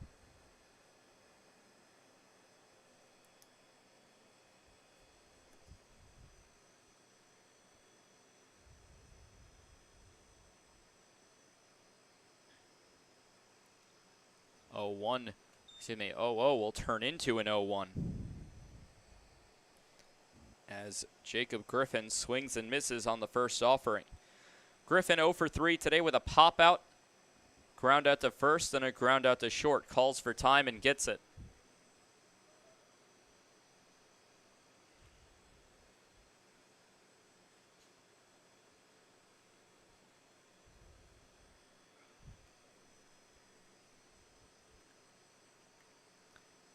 Oh, 1 will catch the strike zone on the far outside part of the plate.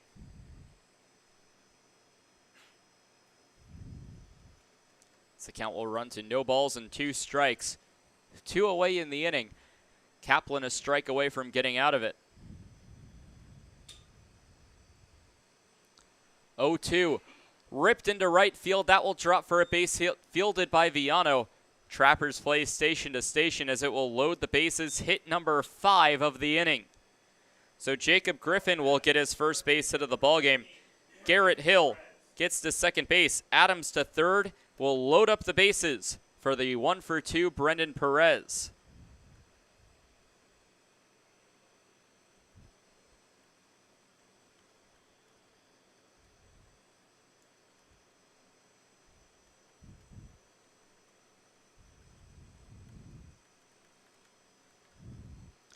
First pitch, check swing.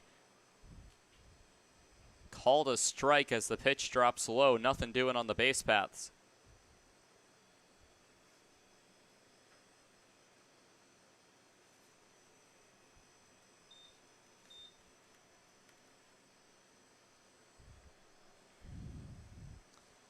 An 0-1 count, big at bat for Perez as he fouls another one off. Barehanded play by Nathan June in the dugout. On the Trappers side of things, no balls and 2 strikes. Perez going to have to protect. Bases remain loaded for the Trappers, trying not to leave them loaded. Kaplan looks in, fires a swing and a miss for Brendan Perez, and the Trappers will have to leave him loaded. Strikeout number 3 of the ballgame for Blake Kaplan, but the damage is done as the Trappers scored 2 more runs off a total of 5 base hits, including a leadoff double by Andrew Kim that led off the entire inning. No errors as the Trappers leave them loaded. 2 runs here in the 7th make it the Pierre Trappers 7 and the Wheat City Whiskey Jacks 1. 7th inning stretch, and when we come back, bottom of the 7th, Stein, Olsen, and Daigle due up for Wheat City.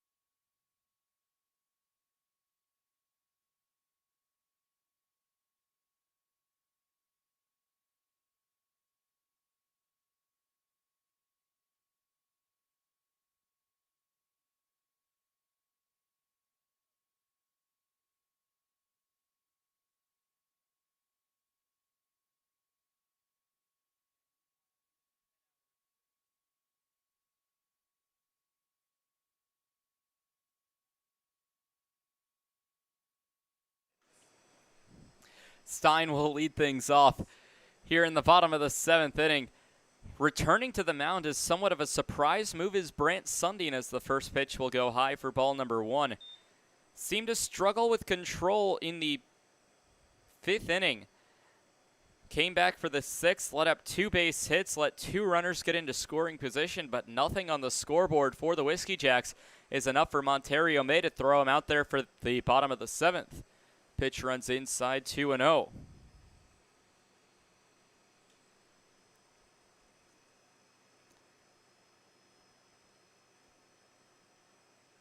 So for Sundin, working through his best start so far. Ground ball over to Garrett Hill. Long throw over will bounce in the dirt, won't be in time.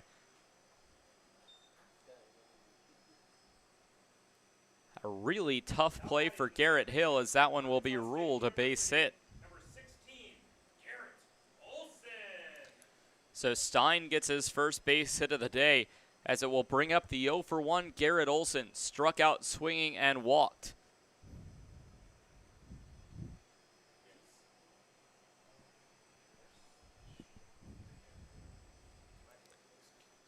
So a pitch on the outside part of the plate will catch the zone for strike number 1 to Garrett Olson, the second baseman.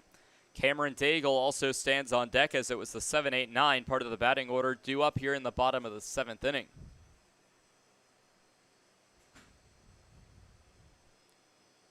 0-1 on the way will miss high, evening the count to a ball and a strike.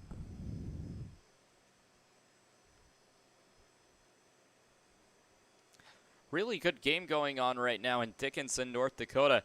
Spuds and the Big Sticks tied at 7 in the top of the 6th. 1-1 catches the outside part of the plate. No swings yet for Garrett Olson in this at-bat. Has taken 1 ball and 2 strikes.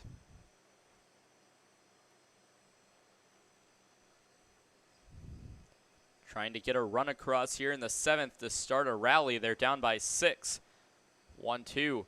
Swung on and missed for strike number 3. Strikeout number 9 of the ballgame for Brant Sundin. Center fielder from LSU Alexandria, number 6, Cameron Daigle. Cameron Daigle, 0 for 1. Grounded out to the shortstop in the 3rd and walked in the 5th. Still looking for his first base hit of the ballgame.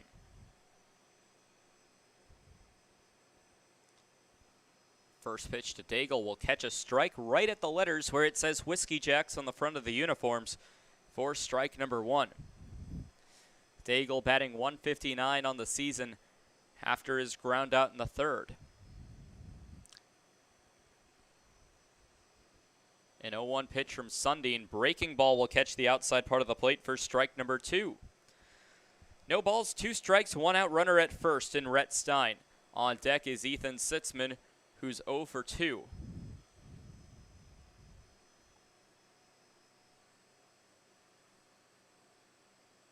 An 0-2 count. Sundin winds up and fires a foul ball back into the screen. We'll have to do the 0-2 at least one more time.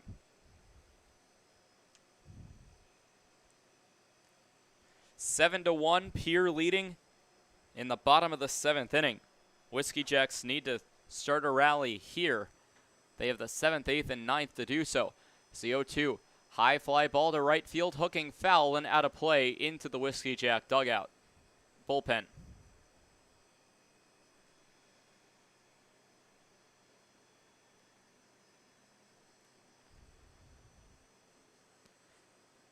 Seven runs on 14 hits, no errors committed by the Pierre Trappers, as they've left 7 runners on base so far. The 0-2, another foul ball down the right field line. For the Whiskey Jacks, 1 run on 5 hits, no errors, they've left 5 on base.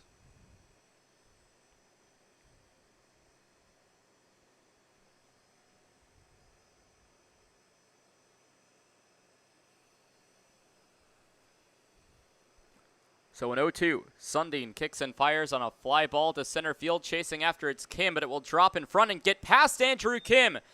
Griffin will go out to get it. At third base and getting the stop sign is going to be Rhett Stein.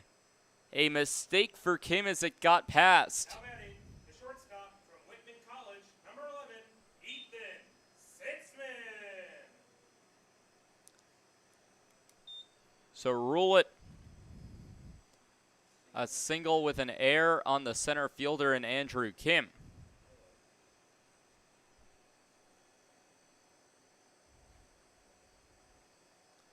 Getting all the way to third base was Rhett Stein on the play, so 2 runners in scoring position as it will bring up Ethan Sitzman.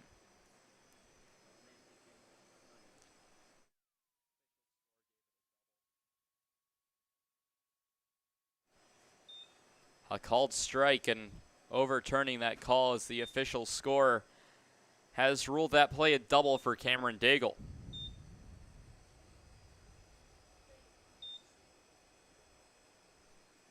Be an 0-1 count to Ethan Sitzman as it heads back into the backstop for strike number 2. No balls and 2 strikes.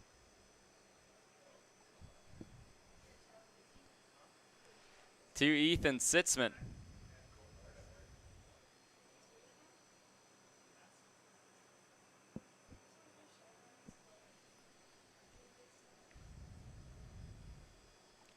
The 0-2 will miss high for ball number 1. 1 ball and 2 strikes.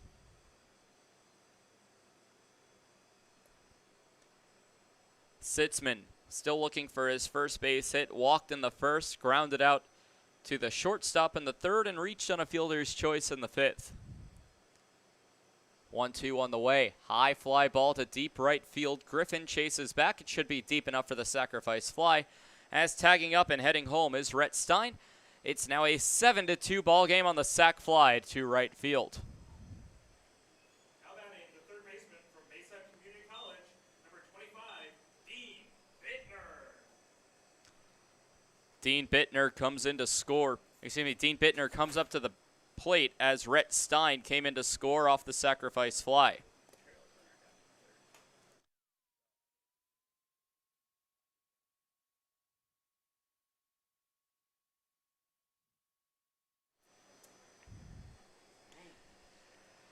So Bittner waits for the first pitch from Sundin. Ground ball back to the shortstop and Hill. Hill bobbles it. The second error of the ball game as the score has been changed once more. That double for Cameron Daigle, now a single and a error. And this one will be an error on the shortstop as it will bring home Cameron Daigle. So the run scoring reach on an error hit by Dean Bittner makes it 7-3, a football score, a touchdown to a field goal. The 2-for-3, Caleb McDowell steps up to the plate and will take the first pitch high from Sundin for ball number 1. So currently the Whiskey Jacks tying the Trappers inning in the 7th. 2 runs scored for the Trappers in the top half of the inning. 2 runs have scored for the Whiskey Jacks in the bottom half of the inning. The 0-1 taken high for ball 2.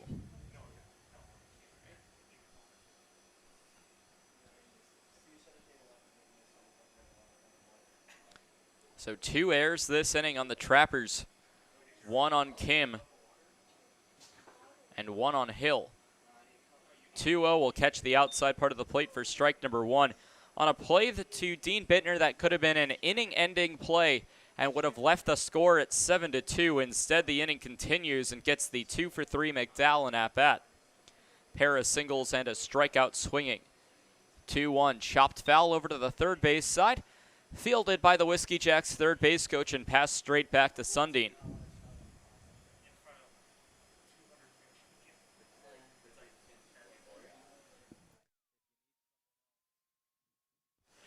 Two balls, 2 strikes.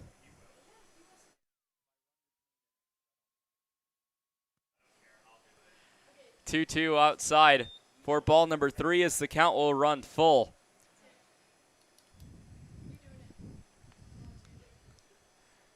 McDowell, 2 for 3 on the day, looking to extend the inning here. Bittner at first base. A windup and pitch on the low part of the plate will be ball 4. Adams runs to the backstop, will pick up the baseball. Doesn't matter, as taking off for third is Dean Bittner. So walk number 5 of the ball game, surrendered by Brant Sundin.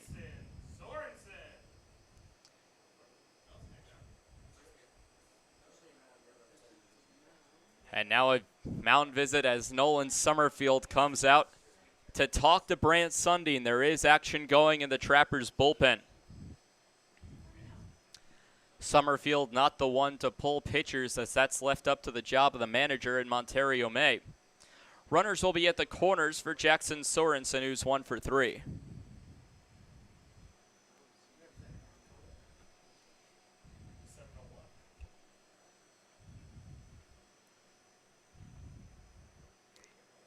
Trappers using a mound visit, which means one more this inning.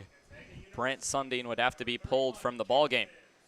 As it brings up the 1-for-3, Jackson Sorensen singled in the first, struck out swinging in the fourth, and flew out to left in the sixth.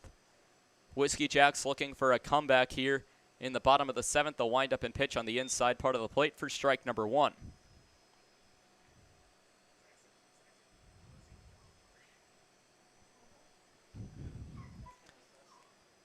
Owen Viano, who's 0-for-3 today, stands on deck should Sorensen extend the inning.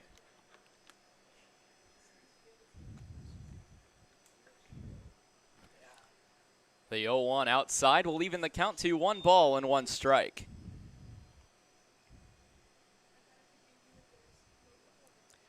Runners at the corners for Sorensen. Sundin trying to escape the inning after he's allowed 2 runs this frame. Trying to keep it at 2 runs to keep the Trapper lead at 4. Pitch will go low to put the count to 2 balls and 1 strike as Sundin could be nearing the end of his leash.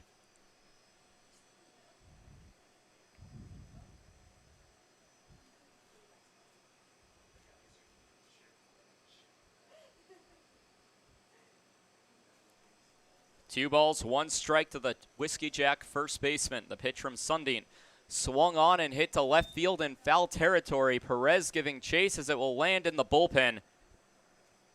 Count goes even to 2 balls and 2 strikes. A very long run for Brendan Perez, but it will end up being in vain.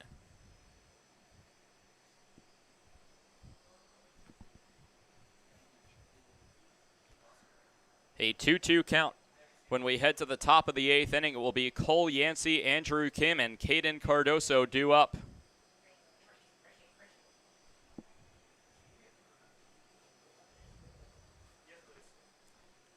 The 2-2. Wind up, runner goes on a pitch that goes high. Adams holds on to it to avoid Bittner coming home. So McDowell an easy stolen base. It will be his 3rd stolen base attempt of the day, and on the day, McDowell 2-for-3, swiping bases.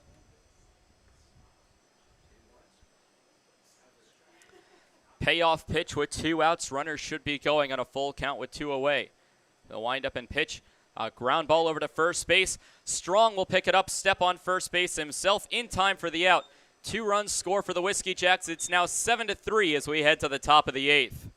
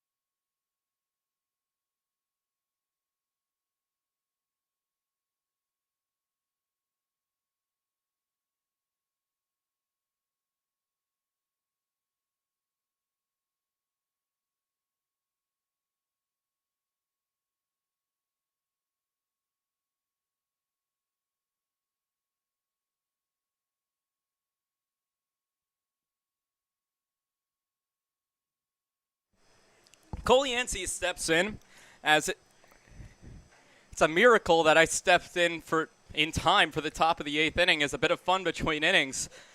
As a called strike inside, as I was the eventual loser of a between innings hot dog eating contest. I'm not proud. I'm disappointed.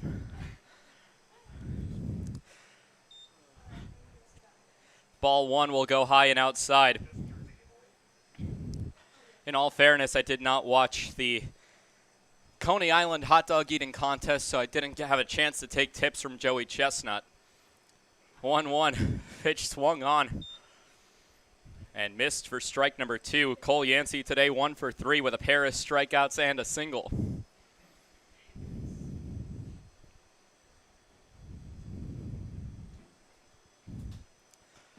One-two. A fly ball to deep left field that will drop for a foul ball. Count will remain a ball and 2 strikes. Kim and Cardoso due up.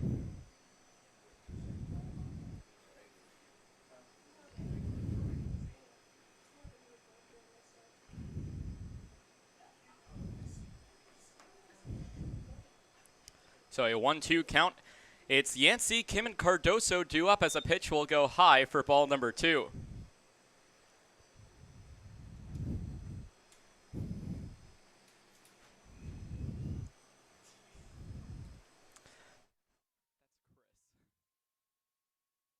Two-two, high pop fly to left field.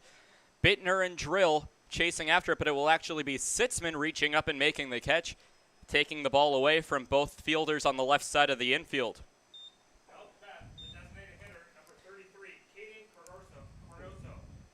So a pop out to shortstop for Cole Yancey as it will bring up Andrew Kim.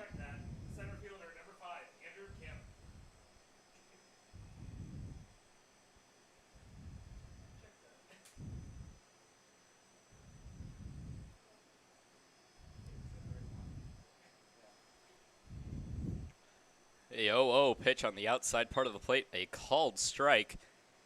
Kim today having a good day so far, 2 for 3. A hit by pitch single, grounded into a double play is his only lowest point, and a double. Also in the previous inning committed an error in the field as a pitch will miss low for ball number 1.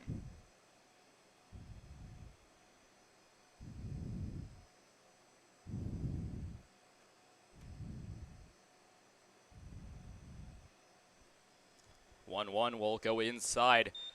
Kim moving his hips out of the way to make room for the ball. 2 balls and 1 strike.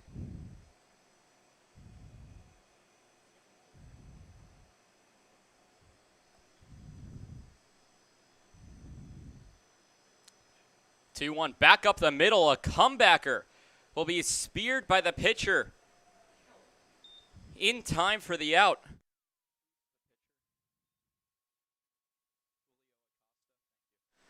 In Julio Acosta, which, by the way, after all of that, a new pitcher in Acosta for the Wheat City Whiskey Jacks.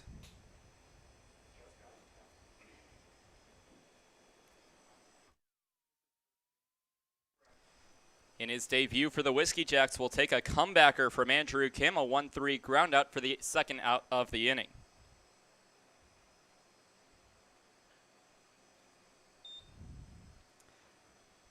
Pitch will miss for ball number 1.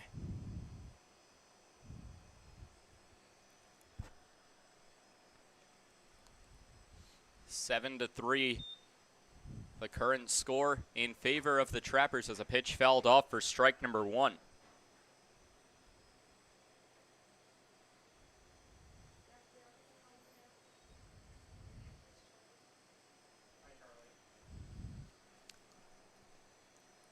So Tyler Skelton stands on deck. Should Cardoso extend the inning as the 2-1, 1-1 will miss to turn it into a 2-1 count.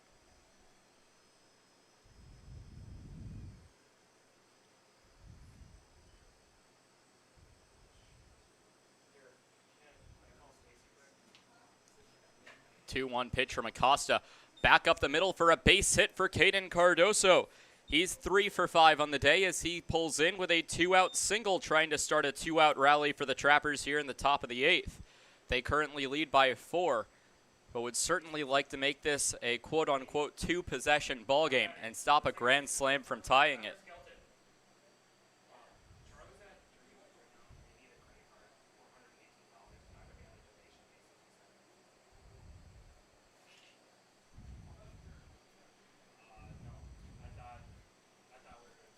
So the new batter will be Tyler Skelton, 1 for 3 on the day, including a sacrifice fly in what most likely is his final plate appearance for the Trappers, as it will be a speared shot. Just missing the ball was Bittner, a base hit into left field. The 16th hit of the ball game for the Pierre Trappers, as they've been hitting all over this Whiskey Jacks roster today. 16 hits for Pierre. It's one of their largest hitting performances of the season, as it will bring up Colin Adams. Adams 1 for 4, his lone base hit, a single in the previous inning.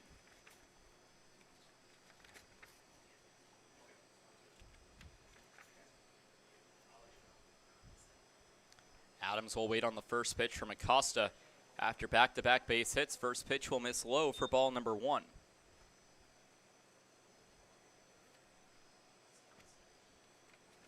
It's been quite a while since the Trappers have put 16 hits on the scoreboard.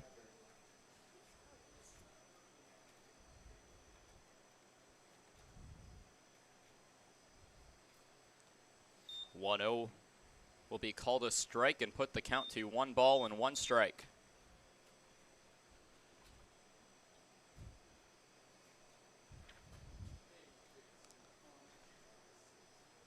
So a 1-1 to Colin Adams with 2 outs in the inning.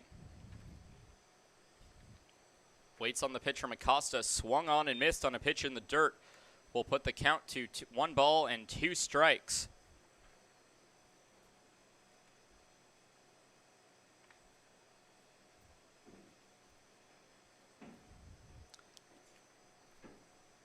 And tonight, the most hits the Trappers have had in a single game. Previous record was 13 this season, as a ground ball heading over to the third baseman, and Bittner will take it himself as Adams reaches on the fielder's choice. Out between the base paths is Caden Cardoso. No runs on 2 base hits, no errors, and a runner left on base. 2 runners left on base. Nothing doing for the Trappers in the top of the 8th. They'll try to hold off the Whiskey Jacks as the Whiskey Jacks try to complete their comeback with Viano, Drill, and Stein due up.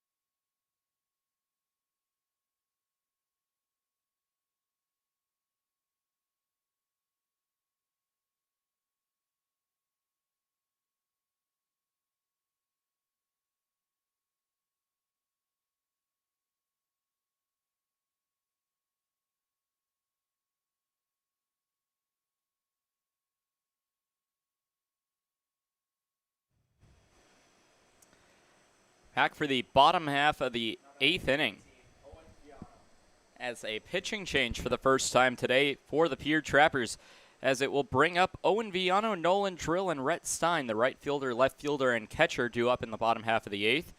The new pitcher for the Pierre Trappers is Adrian Lopez.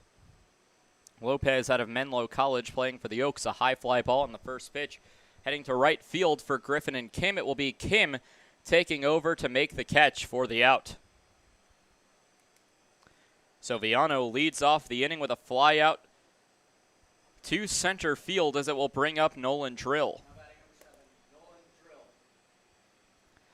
Nolan Drill today 0 for 3, a ground out to short in the second, then a pair of strikeouts, both looking in the 5th and 6th.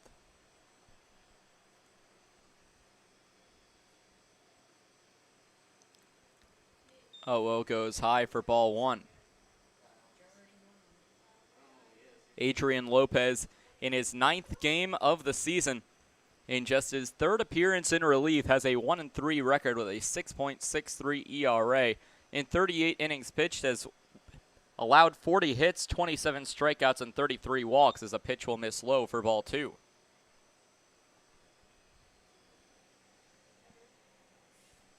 Did pitch against the Whiskey Jacks earlier this season back on June 26th, took the loss. In 4 innings pitched, allowed 7 hits, 8 runs, 7 of them earned, walking 5 and striking out 4. 2-0 on the way, check swing on a pitch right down the middle for strike 1.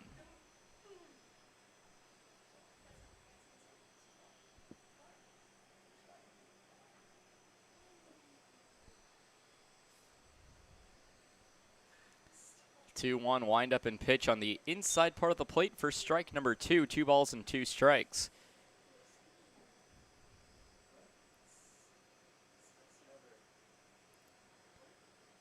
Lopez out of Soledad, California.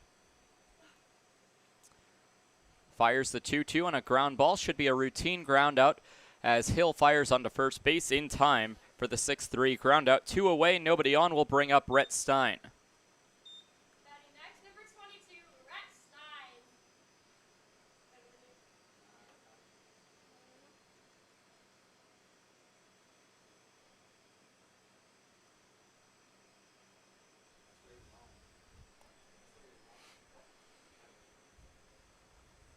First pitch will miss inside for ball number 1 to Rhett Stein. Stein today 1 for 2. A ground out to third, a walk into single, later coming around to score in the 7th inning. Pitch will miss low for ball number 2. Lopez's hometown is Soledad, California. When translated from Spanish to English, it's actually quite a sad town name as it translates to loneliness in English, as a pitch will miss outside for ball number 3.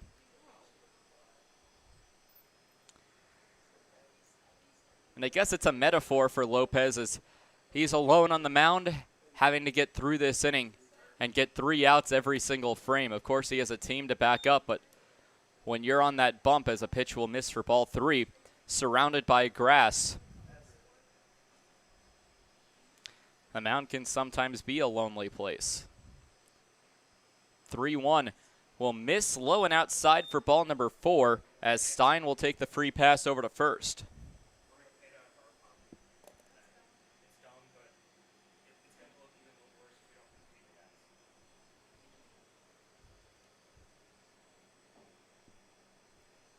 7-3, Pierre leading here in the bottom of the 8th, as it will bring up Garrett Olson 0 for 2 with a walk and a pair of strikeouts, has yet to put a ball in play.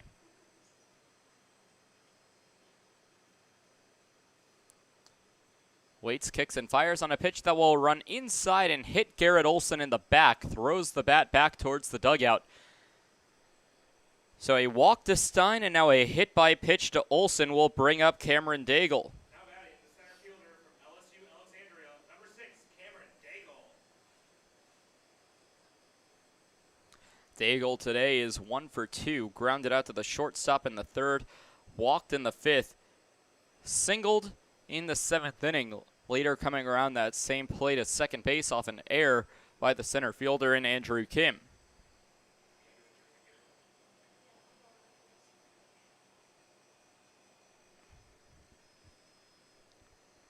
Daigle will wait on the first pitch from Lopez. A check back over to second base. The windup and pitch, a ground ball to Hill. Hill will receive it, flips onto second base in time for the out, so a fielder's choice by Cameron Daigle will get Garrett Olson out between the base paths. This frame, no runs on no hits, no errors committed, and 2 runners left on base.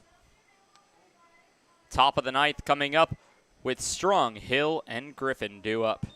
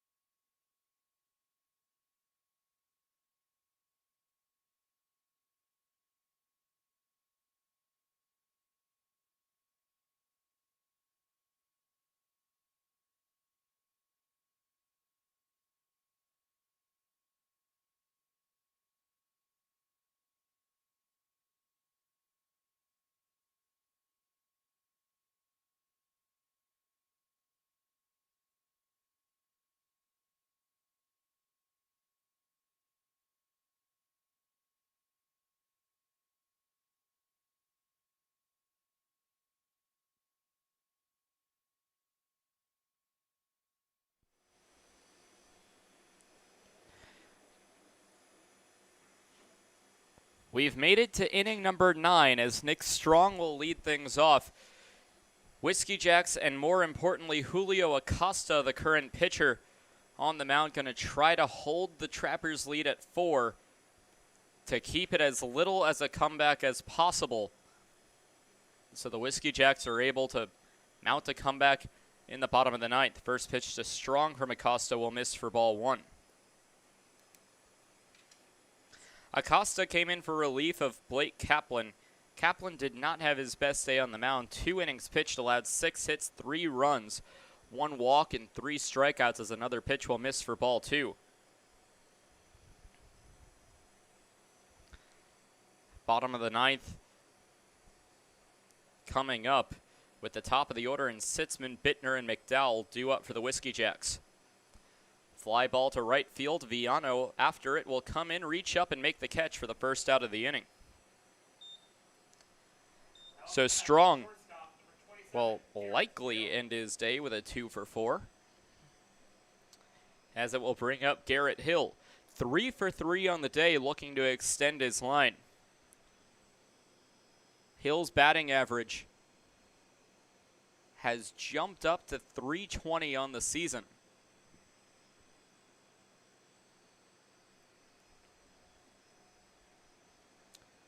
As Griffin on deck will get the third at-bat, but first it's Garrett Hill's turn as the pitch will catch the strike zone for strike number 1.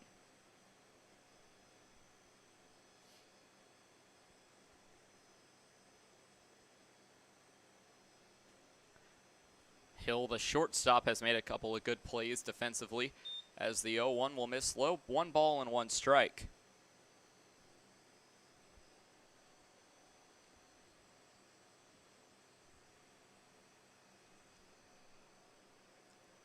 A 1-1 count. Pierre leading 7-3 here in the top of the ninth. Pitch will run inside for for a called strike. Ball 1 and 2 strikes.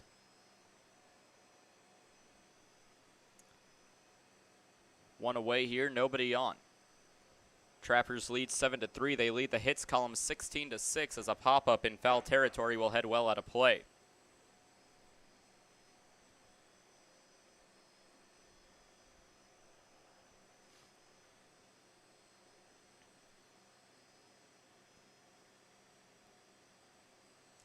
A 1-2 count with 1 away. The windup and pitch by Acosta. Called strike 3 as Garrett Hill's perfect day at the plate will be no longer. He strikes out looking against Julio Acosta. His first strikeout as a Whiskey Jack.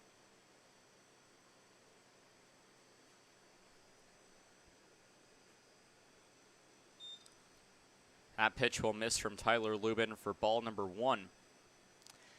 Former pitcher for the Trappers in Adrian Lopez pitched 1 inning, no hits, no runs, walked 1, did not record a strikeout. His shortest appearance of the season.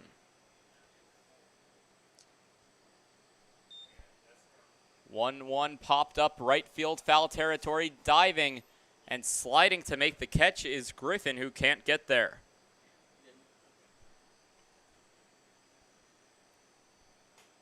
Count will go 1-2. Tyler Lubin still looking for his first out of the inning.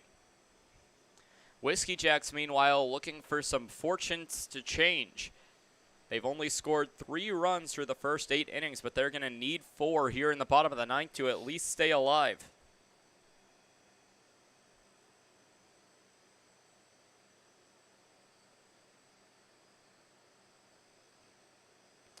One-two, comebacker at Lubin. Lubin will fire onto first base in time for the out. A 1-3 ground out will lead things off here in the bottom of the 9th inning. The third baseman for Mesa Community College, number 25, Dean Bittner. Dean Bittner steps into the batter's box. Is 1 for 4, a strikeout, fly out single, and a reach on an error.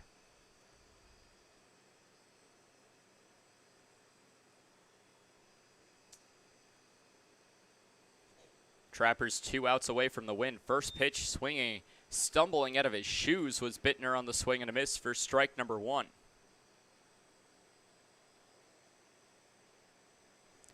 Lubin, the sophomore out of Minot State University, out of El Cajon, California. That pitch called a strike, 0-2.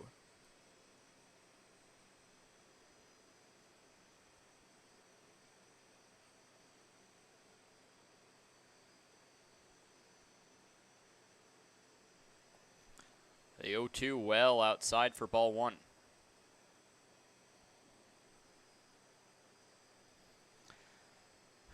Lubin, the native of El Cajon, another one of those California cities that translates to English. However, a weirder translation, as the 1-2 will run inside for ball number 2. 2 balls and 2 strikes. While Adrian Lopez, the former Trappers pitcher's hometown, translated to loneliness in English, El Cajon translates to the drawer. So translated to English as another pitch fouled off to keep the count 2-2. Tyler Lubin from the drawer, California.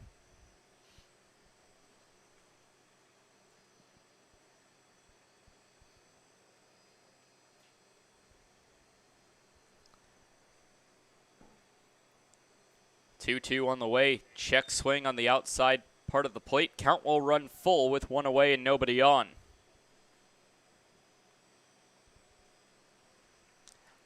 From Kraft Field, Game 1 was 12-2 in favor of Wheat City. Game 2, 13-7, also in favor of the Whiskey Jacks. 3-2 will miss high for ball 4, as Bittner will get aboard on the first step to a Whiskey Jack comeback.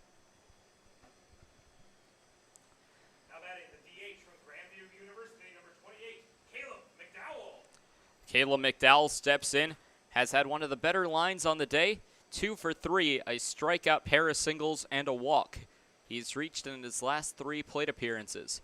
First pitch to McDowell, called a strike on the outside part of the plate for strike number 1.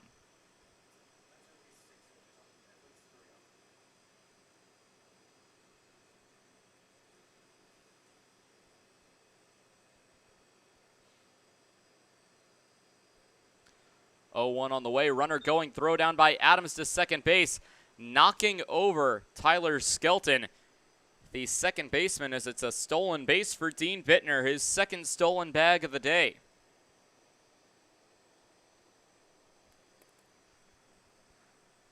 So now a runner in scoring position with an 0-2 count to McDowell.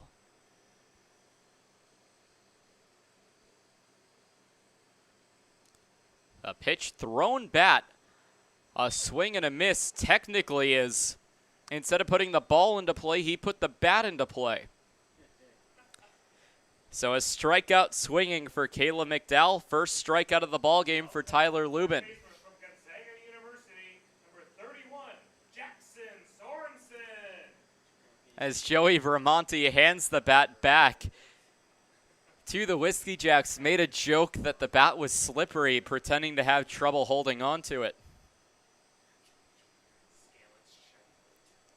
Jackson Sorensen represents the final out needed for the Trappers to walk away with a victory. First pitch to him down the center of the plate for a strike.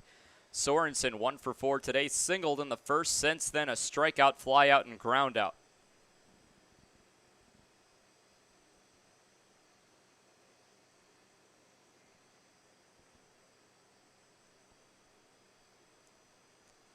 And 0-1, Lubin looks in, kicks and fires on a pitch that goes outside for ball number 1. 1 ball and 1 strike.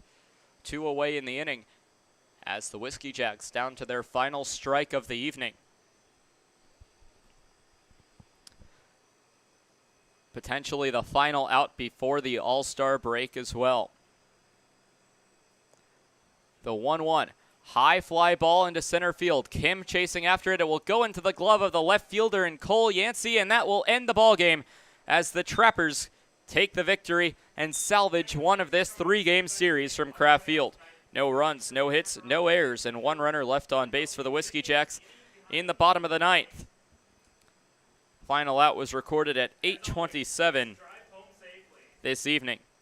So the final line score, the Trappers with their most base hits so far this season, 16 base hits, 7 runs, 16 hits, 2 errors, and a total of 9 runners left on base for the Trappers. For the Whiskey Jacks, 3 runs, 6 hits. They did not commit an error in the field. However, they did leave a total of 10 runners on base, which may come back to bite the Wheat City Whiskey Jacks. Winning pitcher starting on the mound was Brant Sundin. Sundin advances to 1-2 on the season in 3 starts. Meanwhile, Jake Anderson will take the loss. No save with the run differential being 4.